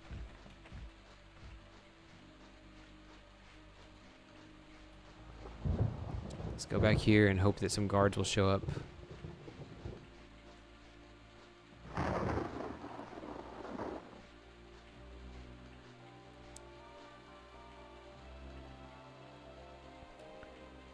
Okay, the guards are not showing up.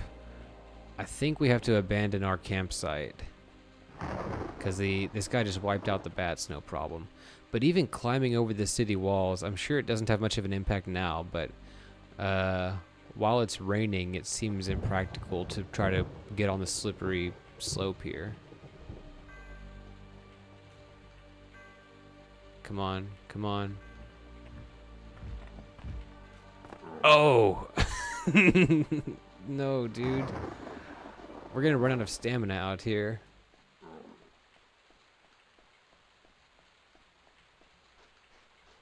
All roads lead to longing. Longing for potato chips.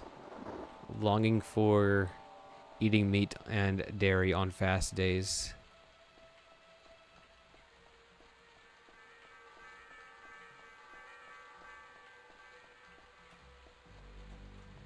Okay, are we far enough away to attempt it again? That was a scary climbing failure. Come on. Come on, get there. Oh, man. Ah, yeah.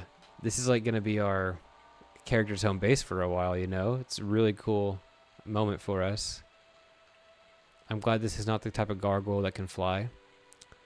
By the way, one time I wrote a story about one of my favorite characters performing a heist that involves a gargoyle. If anybody wants to read that at my blog, I have fond memories of gargoyles, okay? Oh! Okay, that wasn't that bad. Fall damage with the head off kind of scared me.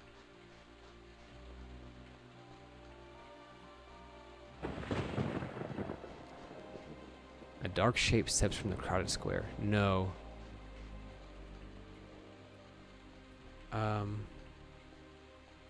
I'm really scared of any encounter right now.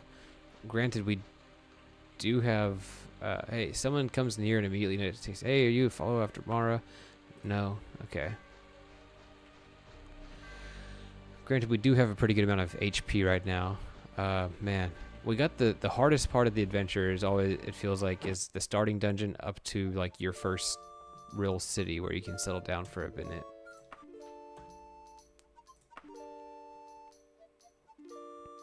We do want some food. Roast antelope. Ah.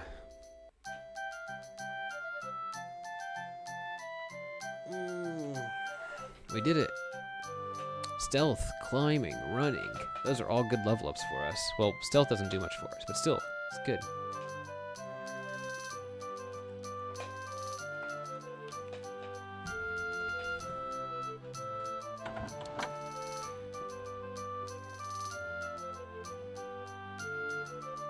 Shadows of the Dark Crystal. Hey, speaking of which, do y'all ever, like, give gifts before Christmas? Because, like, my wife has caught on to what one of the gifts is, and she's like, hey, just set it up now. And I'm like, that feels arbitrary, and I don't like pretending stuff like this is arbitrary. It's getting me into some hot water with the missus, I'm telling you, but I really would rather hold off if I can. But it does have a practical benefit if it were to be assembled already, you know? And she has other gifts to open, but still, this is the most expensive one. It's like the biggest one. I don't know. It's probably not a big deal. A shrill voice calls out to you. You turn around and see a hooded figure staring at you amid the pouring rain. You, Wood Elf, are you one of those Fighters Guild people? No? Are you sure? Could have sworn I heard about you in the guild hall recently. What is y'all's deal? Leave me alone. Alright, let's find our Temple of Dibella.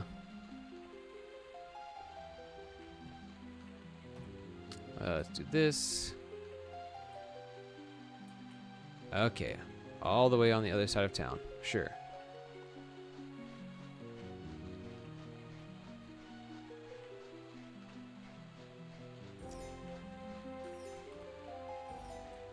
Yeah, it's just different for me because, like, Christmas itself means a lot to me, and so not just the gift giving aspect of it, but like the day of Christmas means a lot to me, and so but I guess this gift giving thing, well, on the one hand, the gift giving thing is like, it feels like a commercialized add-on to things.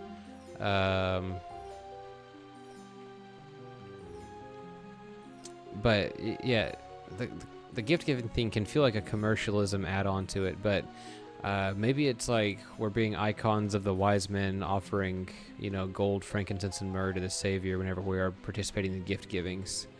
And Saint Nicholas himself is who distributed. He's famous for giving away so much of his wealth.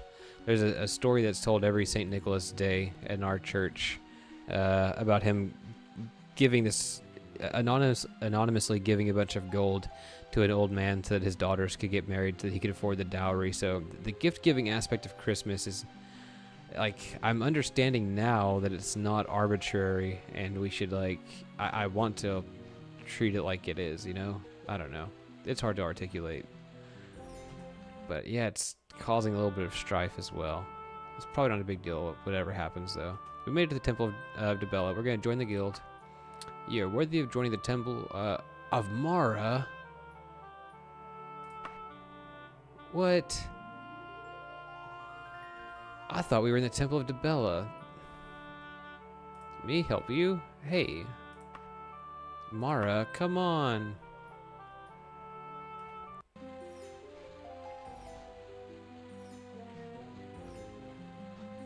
That's kind of disappointing. What happened to... I thought this was even the symbol for Dibella.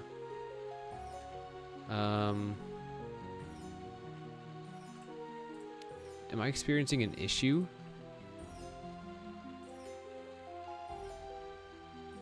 Daggerfall.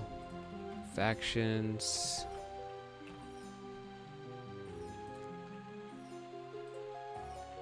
Temples. Alright, well, that's just straight up... They lied to me in the last town. Okay, well, what do you know? Unless we have multiple temples here. But what is this? This looks like the Fighters Guild or something. Guys, this is really disappointing. I thought that this was going to be our temple. I thought they told us that this was going to be the town. Hold on now. This is Tulaya. And we need to find Tulai Risa. Oh, the thing is, the hidden map locations makes it so that that's not on my map. Man, that's kind of frustrating. I wish they would put it on the map for me, but the mod is not actually that recommended.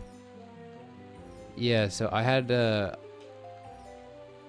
reason why it sent us here is because we don't have the actual place, because it's a different name. You probably can't read it because the font here, but it's Tulai Risa or something like that. So maybe we just do some local quests and make the best of it, you know what I mean? Let's go to a tavern. Or we could do a Mages Guild quest. We don't have to be in the Mages Guild to do Mages Guild quests. We have mysticism. We have mysticism. We should be able to... We should definitely buy recall.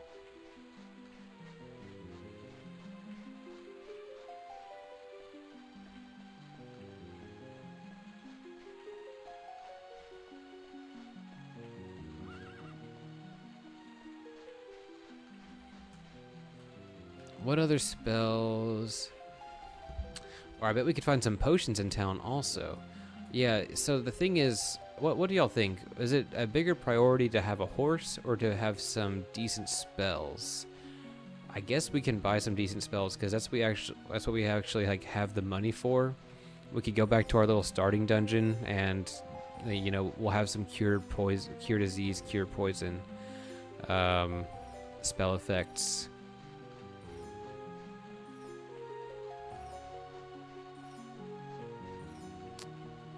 There's the Thieves Guild. That's cute.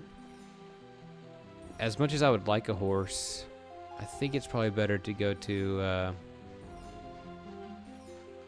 get some spells, because we need recall, we need cure disease, we need cure poison. Like bare minimum, we need those three things. Beyond that, it would be good one day to have comprehend languages, because we'll be better at recruiting humanoids if we do that. Let's wait 2 hours. What? Enemies nearby? Okay, I forgot about the rat infestation. Y'all get him. Man, getting the horse without the loan is just really hard. Not that I want to break that rule or anything. It will likely be doing more fast traveling. Oh, you know what? We need to identify. Info. Okay, there's a scroll of sleep. Not that valuable, but it's fine. Be something to sell. Oh, we probably cannot make spells right now, but we can buy spells. What am I talking about? But this is the spell crafter, right? Yeah. This is a scary person. No, he's not that scary. He's a teleporter.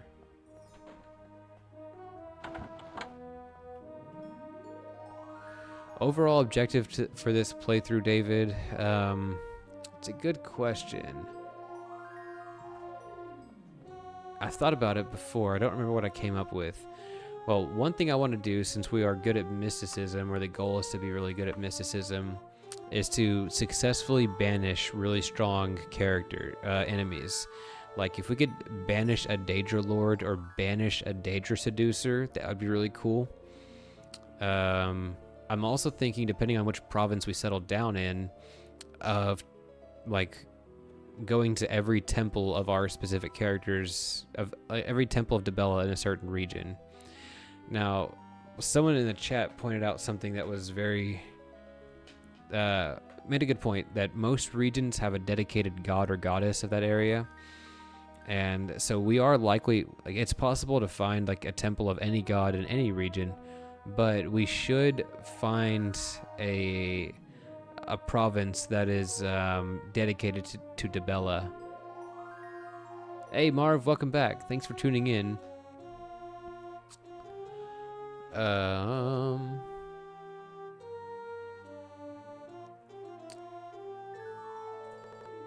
Yeah, sleep is really strong against the player character, but I don't think it does much against the enemy.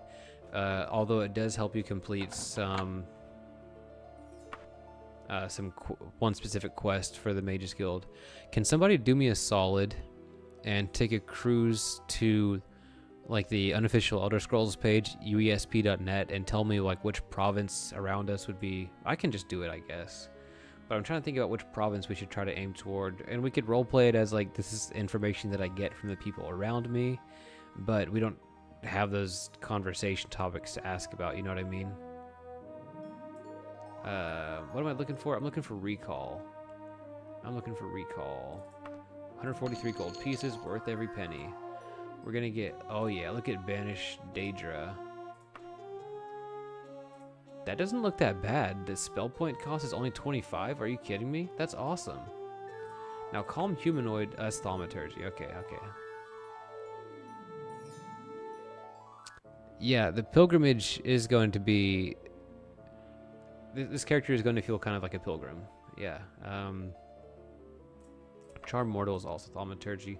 We're looking for cure disease, cure poison, cure paralysis is also good.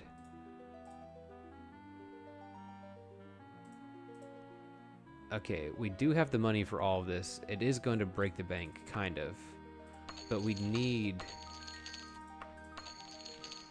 this stuff. Okay.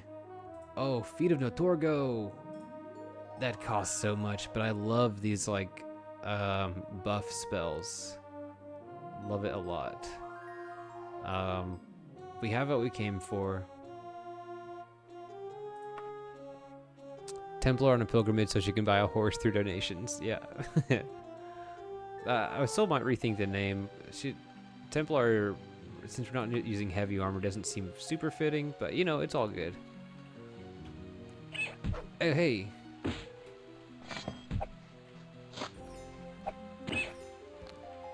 Coagria, Menevia, Pathogo, Tyonus. I think Tyonus is down here. Look at that. Thanks, guys. Justinus, Lunar, appreciate it. It looks like we're going on a trip to Tyonus. That's cool. Let's go ahead and cast Recall. Set an anchor. We are in Tulaya. We got a notebook. Anchor. Tulaya. Tyonus. Arc. Wind. Okay. Now I'm setting an anchor here because I want to go back to that dungeon, and we are simply going to fast travel or overland travel our way to the dungeon. But yeah, we found a little bit of good loot. The enemies are such that we can fight them, and I don't want to do a bunch of overland travel, so we're gonna... Oh, it's the Haunt of Garogar. That's cool. We do want to go cautiously though. No time limit.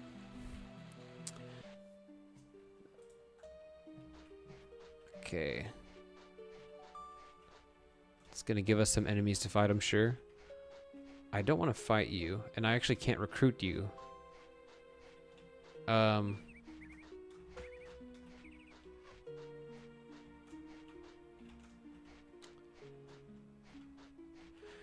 Oh, Sombra would just be invisible by now, already in the dungeon. I haven't thought about my ex in so long. I'm just kidding. She's just a cat girl. She's not my ex. Ouch. Man.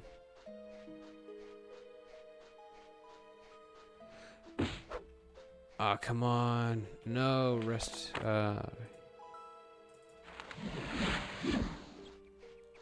Where's the entrance? Where's the entrance? Okay.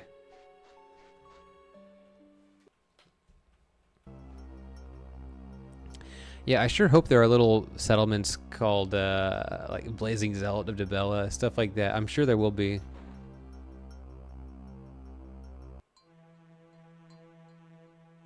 Tyonus is Tyonus. Yeah, that makes sense. Tyonus. Pathago is really small. Menevia and Coegria. Yeah, I like that Tyonus is right here near where our character started as well, you know. We can get there by foot, well, once we recall back. And it just seems like sticking near where we ended up rolling our character at is a cool thing to do, you know. So that's what we'll be doing. Alright, we're going to cast Knock. We're going to cast Knock again. And we are out of magicka, just like that. So this is probably a good place to set up camp. No! Guys, I forgot that I don't have a campfire. Shoot. I forgot to replace the campfire because the gargoyle stole my campfire, you guys. Okay. Well, we're going to have to do without. There are many situations where you find a place to rest in the dungeon. So that's what we're counting on. We're very low on magicka. Can't recall in this state. Shouldn't have to. Given the mobs we've seen so far, have just been measly rats and bats and stuff. Really disappointed that we got jumped by the gargoyle and had to ditch our campfire and forgot to go buy a new campfire.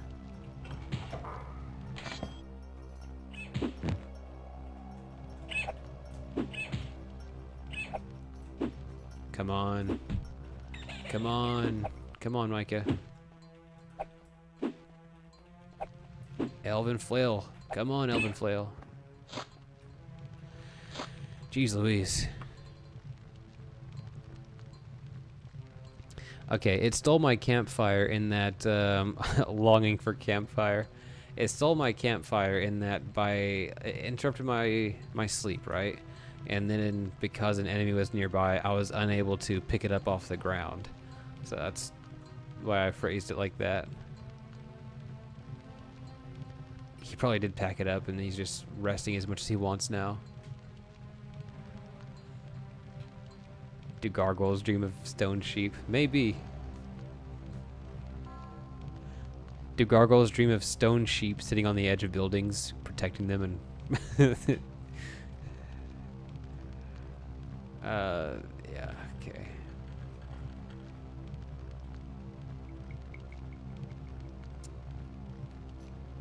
Where are we? This all feels familiar. Let's go look at the map and find uncharted territory.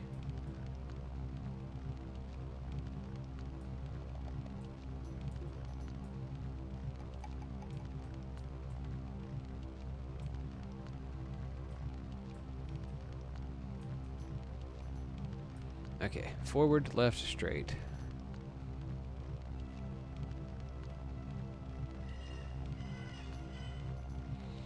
Yeah, so I'm considering doing, like, dabbling in the main quest a little bit. We don't have any obligation to complete it, but it is a cool sort of goal to work toward, to have the main quest active. You know, we could go back to that... No, we have enemies outside the door. I was thinking we could go back to that town nearby and pick up a campfire there, but probably not necessary. So there was one cool main quest mod that I was really excited to try out. That I think it's called Main Quest Enhanced. But evidently it is very easy for, it's very common for that mod to not work. But the idea is you would not have to necessarily do every quest that was previously labeled as required, right? Because you could just talk to, let's say, Queen Akarithi. Is it the right name? Queen Abakai and Prince King Edware or Goddard. I think it's Goddard who's in. I don't know. I'm getting my nobility mixed up. But the point is, you could be an agent for just one of the Sentinel powers and then find the information you need authentically by like doing the quest for Loton and Morgaia, but still stick to just doing one person's quest line and feasibly complete the main quest instead of arbitrarily having to go through and complete all of them. But evidently there are many situations where whenever you're using main quest enhanced that you just don't get the notification, like you don't get certain letters and stuff like that and you can't complete it. So I didn't go for it. Somebody recommended to use a different one, a different main quest mod. I installed it and then I saw that it doesn't actually try to replicate what that guy was referring to. And that's like the one feature I wanted from a main quest mod. In fact, this other one, which is called like the definitive main quest enhanced or something like that, it actually removed the time limit for main quests. And that's like I don't want the time limit to be removed. So yeah, suffice to say I uninstalled that after reading the fine print and fully understanding what was being done there. Here's a fish out of water, guys.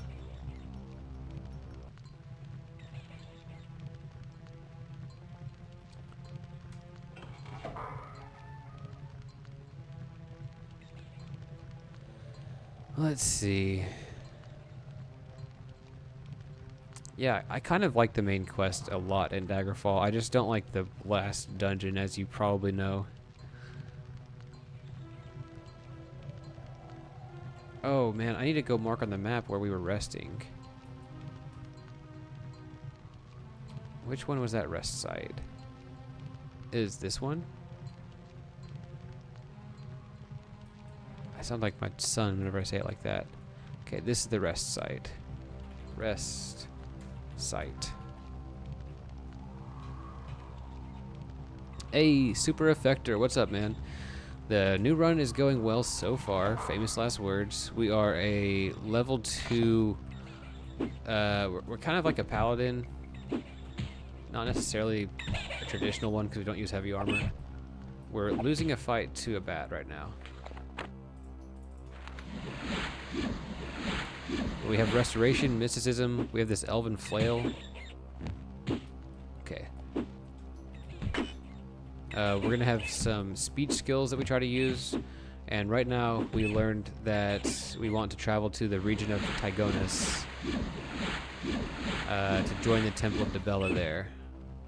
We actually rolled to determine. Gosh, we are not hitting these things to save our lives. We rolled to determine what temple we would join and ended up getting Dibella. We were also a wood elf female. Man, was that the most abysmal combat you've ever seen or not? Like, that was terrible. I missed everything. Their sprites also looked kind of weird. I wonder if that was related. I don't know, man.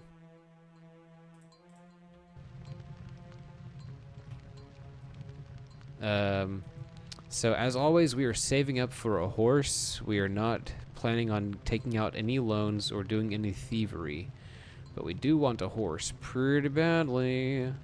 Now, in this dungeon, this is our starting dungeon that we just returned to. We found a holy tome and a some holy water. It's mostly the holy tome that we sold for a pretty penny.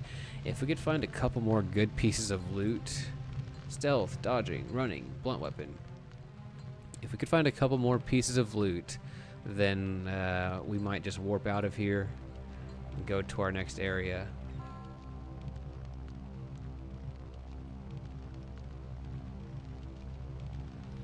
Do you plan to make a custom regen spell, or do you consider that too cheesy? Yeah, Justinus, I was thinking of doing the regen spell thing this time around. Since we didn't have access to it with Sombra, that would give our another thing to create some like distinction between the playthroughs here. But the question is, how do I do it? I don't plan on joining the Mages Guild. So we maybe just buy the Troll's Blood spell. The lock is too powerful. Shucks. That sounds like a catchy tune, Lunar.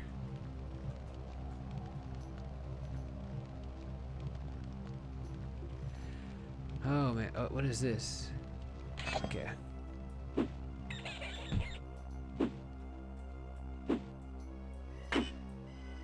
Man, the armor rating on these things. Do I need to get my stuff repaired or what? No, it's like new.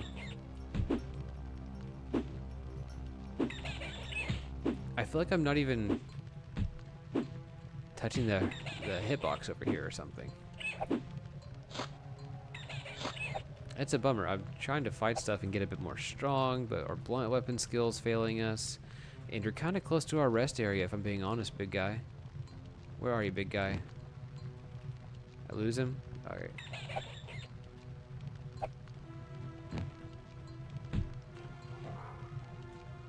Okay, let's do this. Yeah. And stay in there. This bat is actually a weaker version of the giant bat that's part of the expanded enemies mod. So it should be easier to kill than the regular bat that we would normally see, because it's not a giant bat, it's just bat, you know? Pretty weird. Here we go.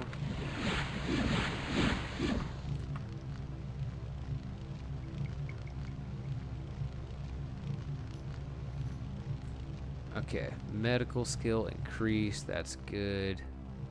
We lost our torch, that's fine, I guess. Yeah, this dungeon's being kind of mediocre.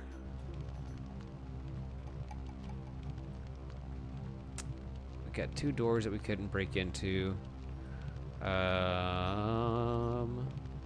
Habadado. Is this dungeon? Yeah, okay, we found a passage down here that we have not explored yet, I think. Oh, because the slaughterfish. It's like there was supposed to be water here or something, but it didn't spawn. I have to get used to the rhythm of the flail. It's like half a second after you wiggle the mouse is when the strike actually happens. Oops.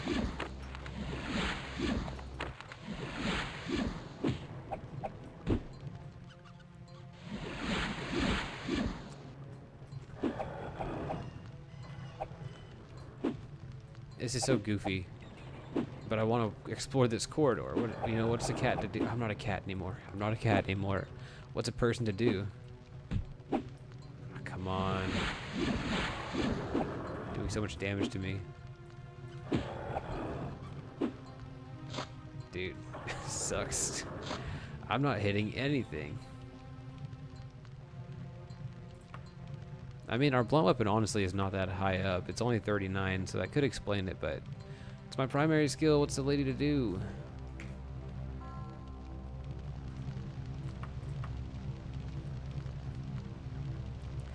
Yeah, so it's a good question. Freakinoid, am I missing a lot because of my low agility? The thing is, agility is a very low impact stat.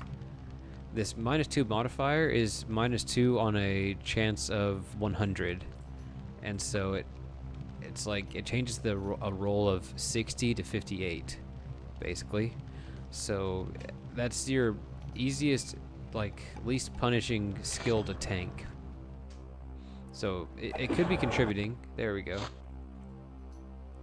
But it's honestly not that likely to have much of an impact.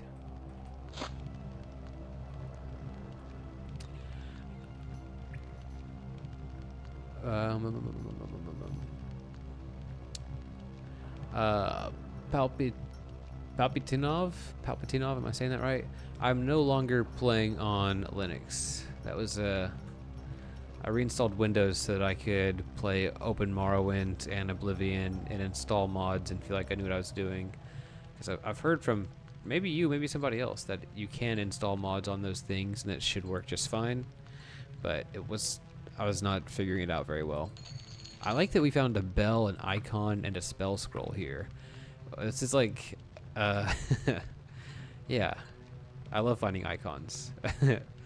I wonder what the spell scroll is. This is exciting. What is this? Oh, I don't want to touch that. I don't want to spawn somebody in here. Playing scared as usual. Haha.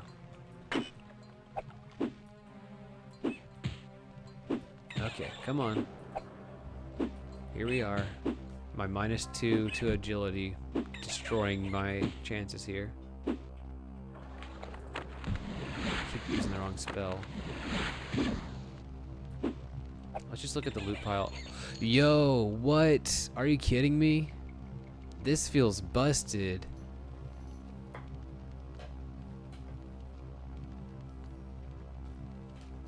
Two holy daggers. GG's, Daggerfall. GG's. Oh man. Is this horse a clock? That sounds like I'm asking if a horse is a clock.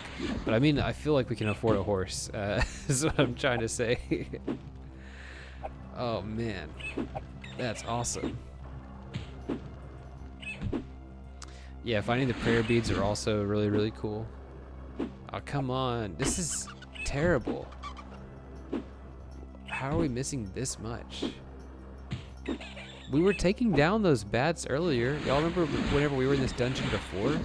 We were not having this hard of a time hitting everything. You stay in there.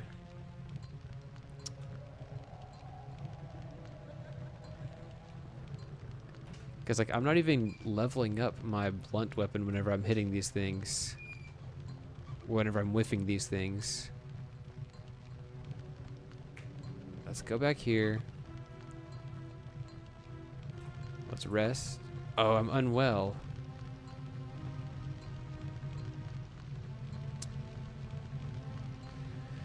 I'm gonna do this real quick. I'm gonna save the game. Let's do the manual save also. Boom. And we're gonna restart it. This could just me being like a whiny, like a whiny man child right now, but I really feel like something was off with those combats. You know what I mean? How is it that we were that bad at finding everything? Hey, Noko, about the mod list, look in the description and you should find a relatively exhaustive list. There's a link to the Daggerfall workshop where I have my mod list posted is the correct answer there. What the? These guys spawned on me. That's not fair. Ah. I can't use anything. Why did the dungeon repopulate whenever I reloaded my game?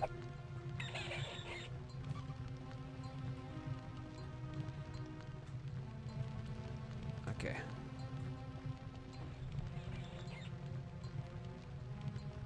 This is tricky to navigate. I reloaded my game so that if I was having some sort of issue with a mod or something that was not an issue with the mod, but yeah, I understand. Let's heal. Enemies nearby. I inadvertently summoned a bunch of enemies. Yeah, you see, that's what I was expecting. You can just swat these things out of the sky. Yeah. Yeah, I know. Okay. What's the call here, guys? Do we wait to cure poison, or do we cast recall and then pay for it? Because the cure disease, it's only a 35% chance. Okay, I think it's safer to, yeah, wait just a little bit.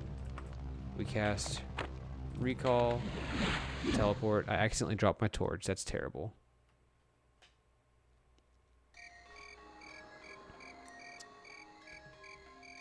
Okay. We got here at nighttime. It's pretty bad. Okay. What disease does it say that we have? Health. It says we're healthy. So it's still in the, what do you call it? The incubation phase?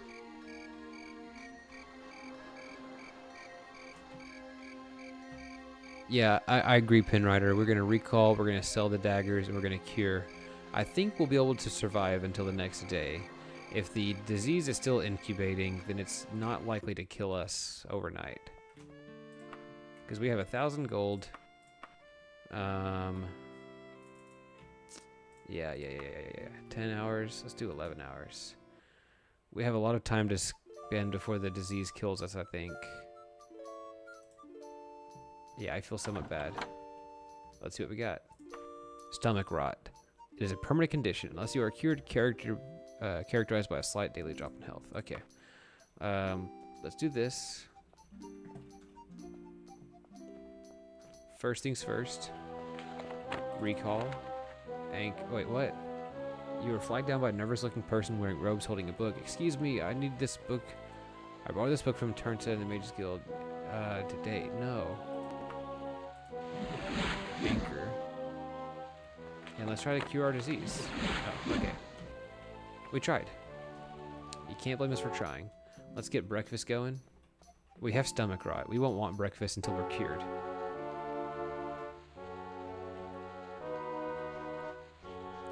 Yeah, it is really, really cool to not be wanted by, like, for criminal conspiracy. Just walk around town. What is cloco? The meaning of What's the meaning of cloco?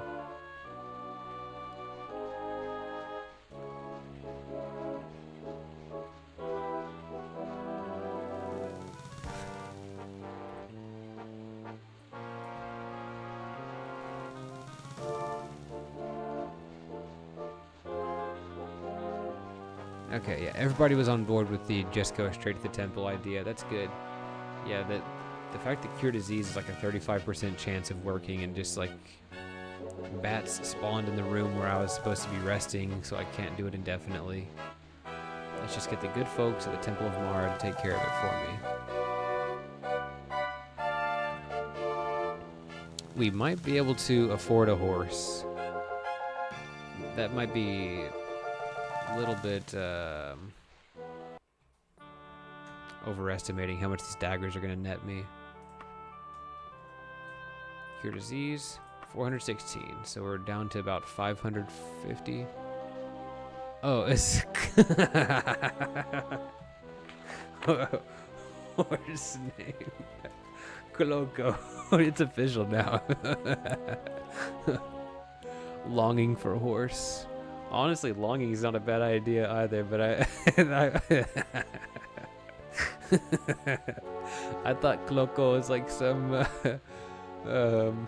Portuguese word. Oh, it's awesome.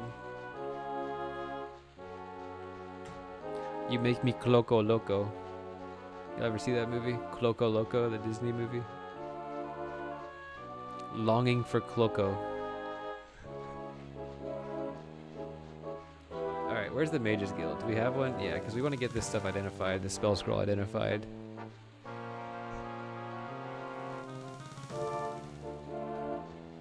That's fantastic. Let's pop our head in here and see if the Superior Blades has a bow for us. Yeah, finally. Elven short bow anywhere? No. Steel short bow? Let's do a short bow with this character.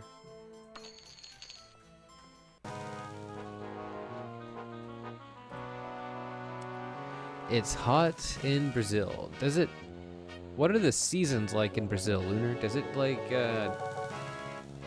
when are the cold seasons? And, if, like, how cold does it get, you know?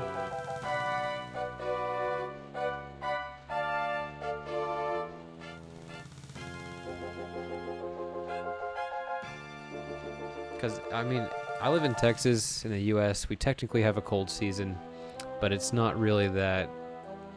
I mean, if you're homeless, it's really cold. But for those of us with shelter, it's not that bad. There are times whenever it's kind of catastrophically cold because Texas and our infrastructure is not prepared for freezing weather. Like in 2021 in February, we had a terrible storm.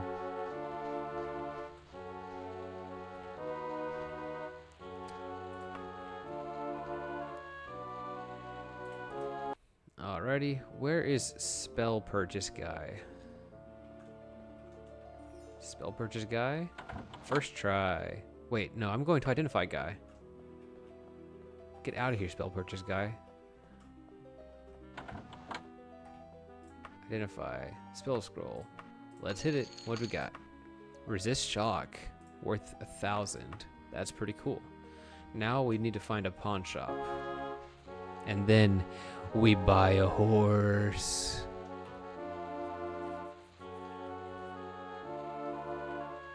Oh, David, you remember that snowstorm from 2021 in Texas? Yeah, it was really, really bad. Hold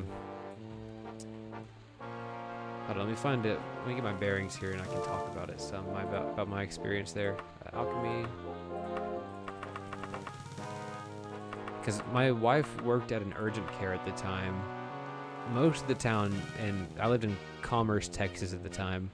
Most of the town lacks power now at that time, and you had like a bunch of like elderly people who were calling to come sit in the emergency room in the urgent care, so because they had heating at the time and stuff like that, and they were told to say like, no, you can't come up here and exist in our facilities right now. And people were like burning furniture inside their house to stay warm. It was wild.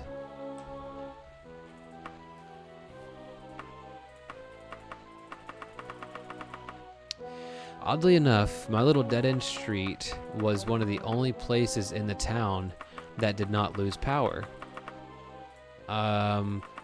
This is like, I have some survivor's guilt over it because I had a really good time playing Fallout New Vegas while everybody else was really struggling to meet their bare necessities of survival.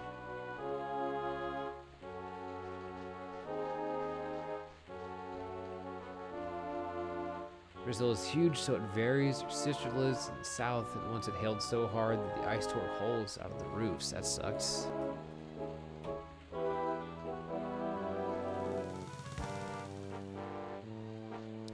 Yeah, so like whenever I was a teacher, whenever COVID was, kind of a popular thing, and we went to spring break and never came back, and I had a great time because I was basically just like smoking weed all the time and doing very little, smoking weed, playing video games, and doing whatever else I wanted.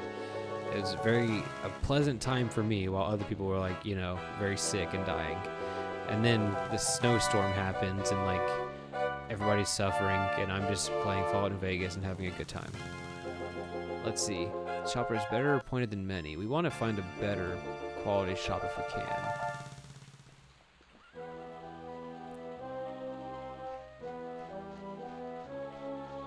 Yeah, I think that Brazil is below the equator, so it would be kind of reversed in my understanding. But like someone else mentioned, Brazil is huge, and it's huge on the y-axis, so it makes sense that there would be some variation there.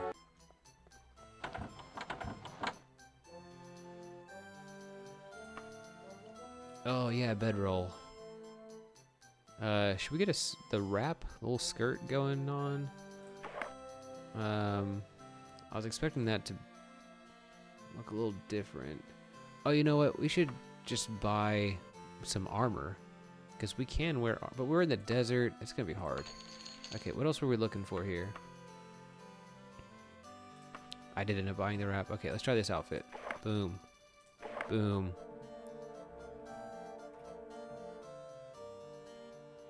Oh, the compass. I wonder if I doubt we're gonna have enough to get the compass and the horse. Who knows though?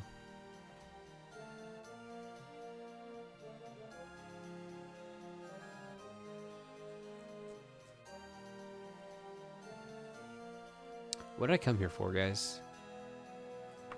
Okay. Oh, that's right. We needed rations and food. We ran out of rations and food. Okay, come on, Micah, focus. Rations. Let's get 3 of those. And we'll eat an orange. No, we won't. It did not appear in my inventory. Did I forget to buy it? I did. Oh. Yeah, we do need to sell the daggers, but I ran out of... Right now I want to find a decent... Like, figure out what the best shop to sell to is for the daggers.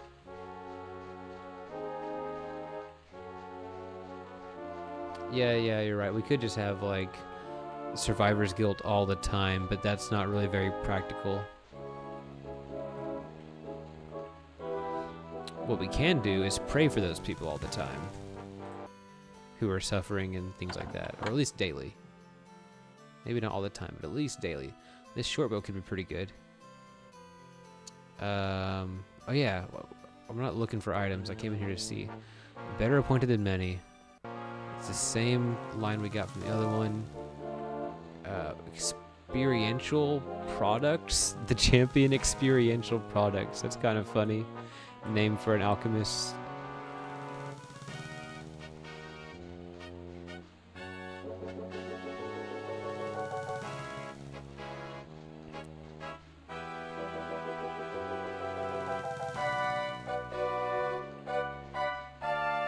Okay. Even doing a lot of the roaming around in town kind of takes a long time without the horse. But this has been nice. I really, really enjoy... Do y'all have a preference? Like, I really enjoy playing low-level characters. Maybe that's because that's what I'm playing more often than not. Do y'all prefer the high-level part of the game whenever you've, like, actually succeeded in building your character up, or do you enjoy the low-level grind? Okay, this is not the right place. I think that's all of them. The Tulaya Hawk Shop. Now, I could just go over here. I think this would be the faster way to get there.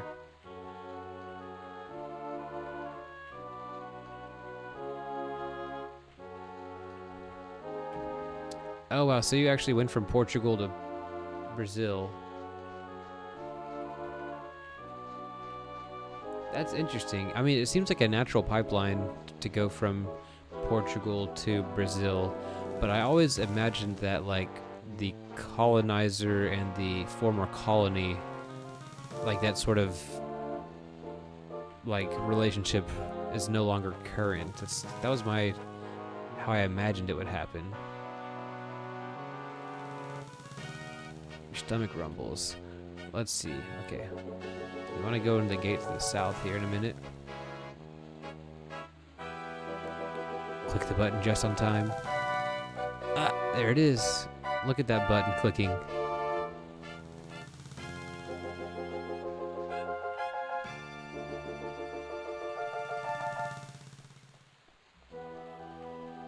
Yeah, I also did not know that Portugal is very cold.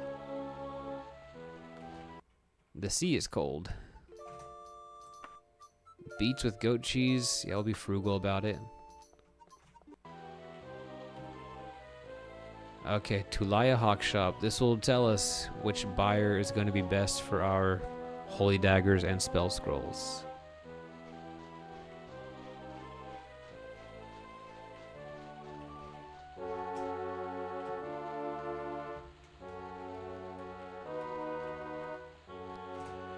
Incense and soft music soothe your nerves as you cross the thresholds. Each item in the shop is carefully mounted. Not the slightest defect can be detected. I think this is our shop. It seems like a pretty high-end one. Let's see what we get, guys. We're going to get... We're going to sell our spell scrolls. We're going to sell 2 holy daggers for 3,000 gold. That number, the cost up there, had my hopes really high for a moment, y'all. 1,300. What do y'all think? Do I go shop around to one of those other places, or is the best we're gonna get? Rounding up, like, this is not quite horse money. But I'm tired of walking around. Am I remembering it correctly? Like, this is like the best shop in town, so it has more money to barter with, so it will give you more, like, more money back, basically, right? This merchant doesn't have enough. Wouldn't they give me a letter of credit? I see what you're saying.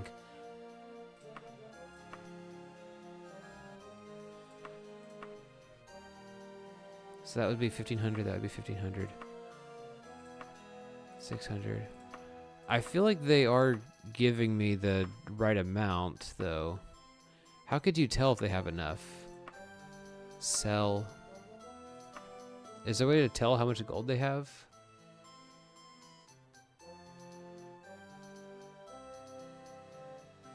Sell one at the other shop, you say.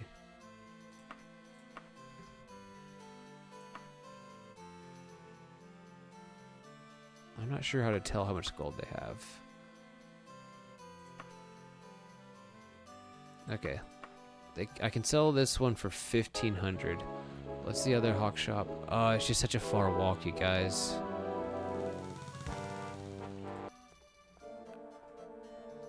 Oh, you're just guessing. Okay, okay. I'm gonna go for it. I'm gonna go ahead and unload here. I think I do have limited shop gold, but you see, if you sell these individually, the sum does add up. Like that's 1,500, right? Now we're at 3,020, and this adds, I think it was 600. I think it adds up. We're just gonna go ahead and send it. I can't complain about having 4,000 gold. You know what I mean?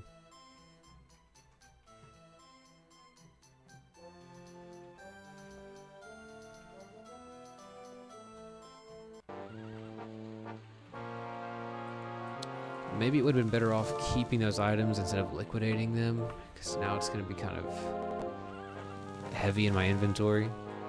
Mage's Guild, Black Rascal. Black Rascal, man, that sounds a little bit like old-fashioned racist. Okay.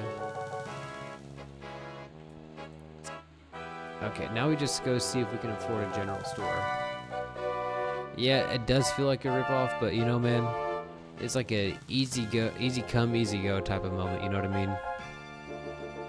We got 2 holy daggers from a room that has a rat in it, you know, like we didn't work very hard for it.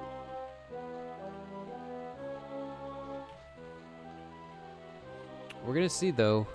The last time I tried to buy a horse, it was like 4,000. I mean, 5,000 or 6,000. I'm hoping I can find one for 4,000. Like if we find a general store that has kind of a low quality to it, we might be able to haggle down.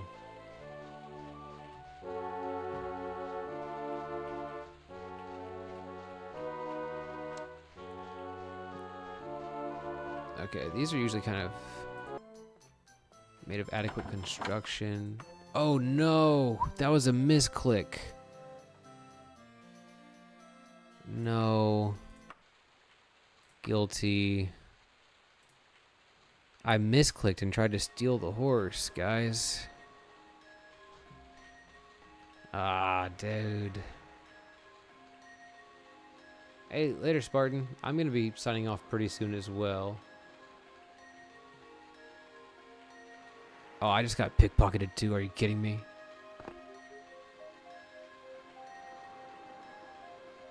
If you can afford a big shop, you can probably afford an adventure. Oh, I see what you mean. Alright, just gonna be pressing this arrow key down until we get over the wall. Don't mind me.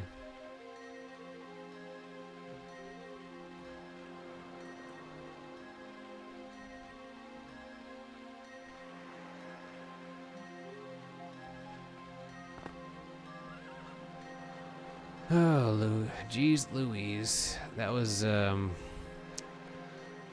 my bad, guys. That was my bad. Longing for horse. What can I say? Longing for horse. Hey, horse. Can I just pet you? You pet the horse. You pet the horse. I've got to have another session where I'm just like letting my son sit in my lap while we pet the horses and the camels. He really likes Daggerfall for that stuff.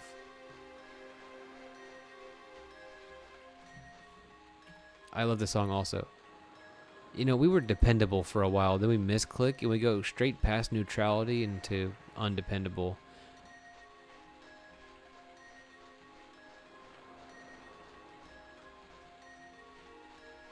Alright, what time is it? It is 8 o'clock. General stores might still be open.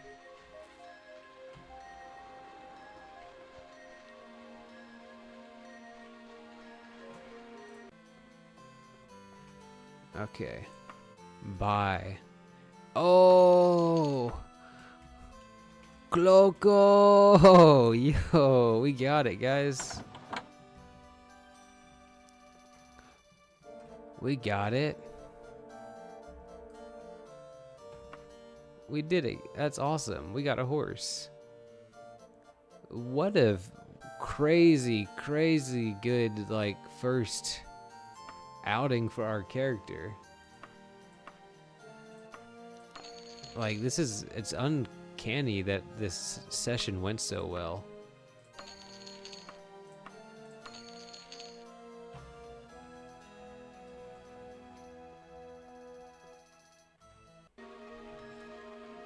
Yo, Cloco, we are Cloco Loco. It's official.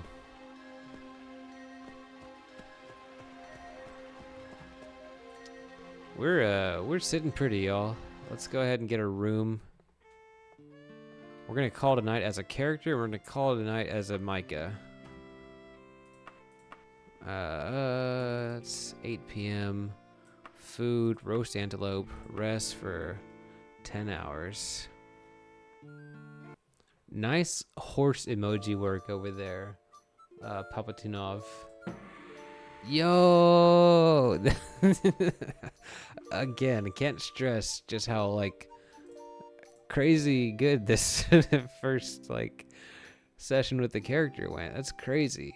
Wild stuff. Strength, intelligence, endurance. Oh, you know what? Let's pull back on strength and go all into personality. That should give us, like, a bonus to our rolls.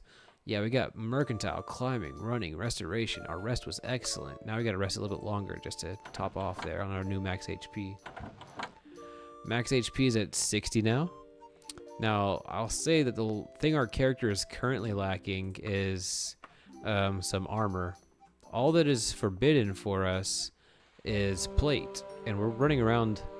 I mean, yeah, it's good for survival in the desert to not have armor on, but we really need some armor for dungeons. A rather smug figure ambles around the area, showing off some piece of paper to passerby. Hey, Wood Elf, got a bit of a trick for you. I've designed a truly perplexing maze that only the smartest people can decipher in time. Yeah, I don't really want to try that, buddy. Thank you. You reach into your pack and you notice something that wasn't there before. This is probably Lady Magnesson? Yeah. I'm on the fence about whether or not we'll care about the main quest with this character. I'm going to err toward just doing our own thing, not getting involved in politics and just trying to serve Debella, bring beauty to this chaotic world. Paige steps forward saying, letter for you, Mindari Ivy Thorn. What could this one be? Princess of Wayrest, sure. Alright, make our town save. Yep. Alright, so next time on Dragon Ball Z, we will try to buy some armor for our girl. We're going to go to Tyonus up here. Where's the route? We're going to go through this little road. We're going to go up here. We're going to go east. So, on our to-do list, we want to join Temple of Debella guilds. We want to buy armor. We want to buy compass. Buy troll blood spell.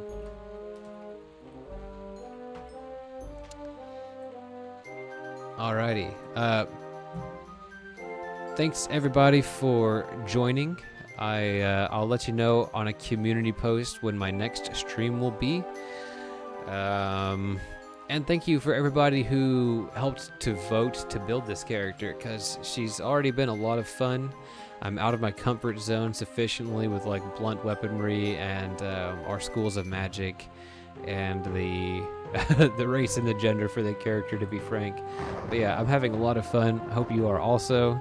And I will see you all in the next stream. Everybody take care.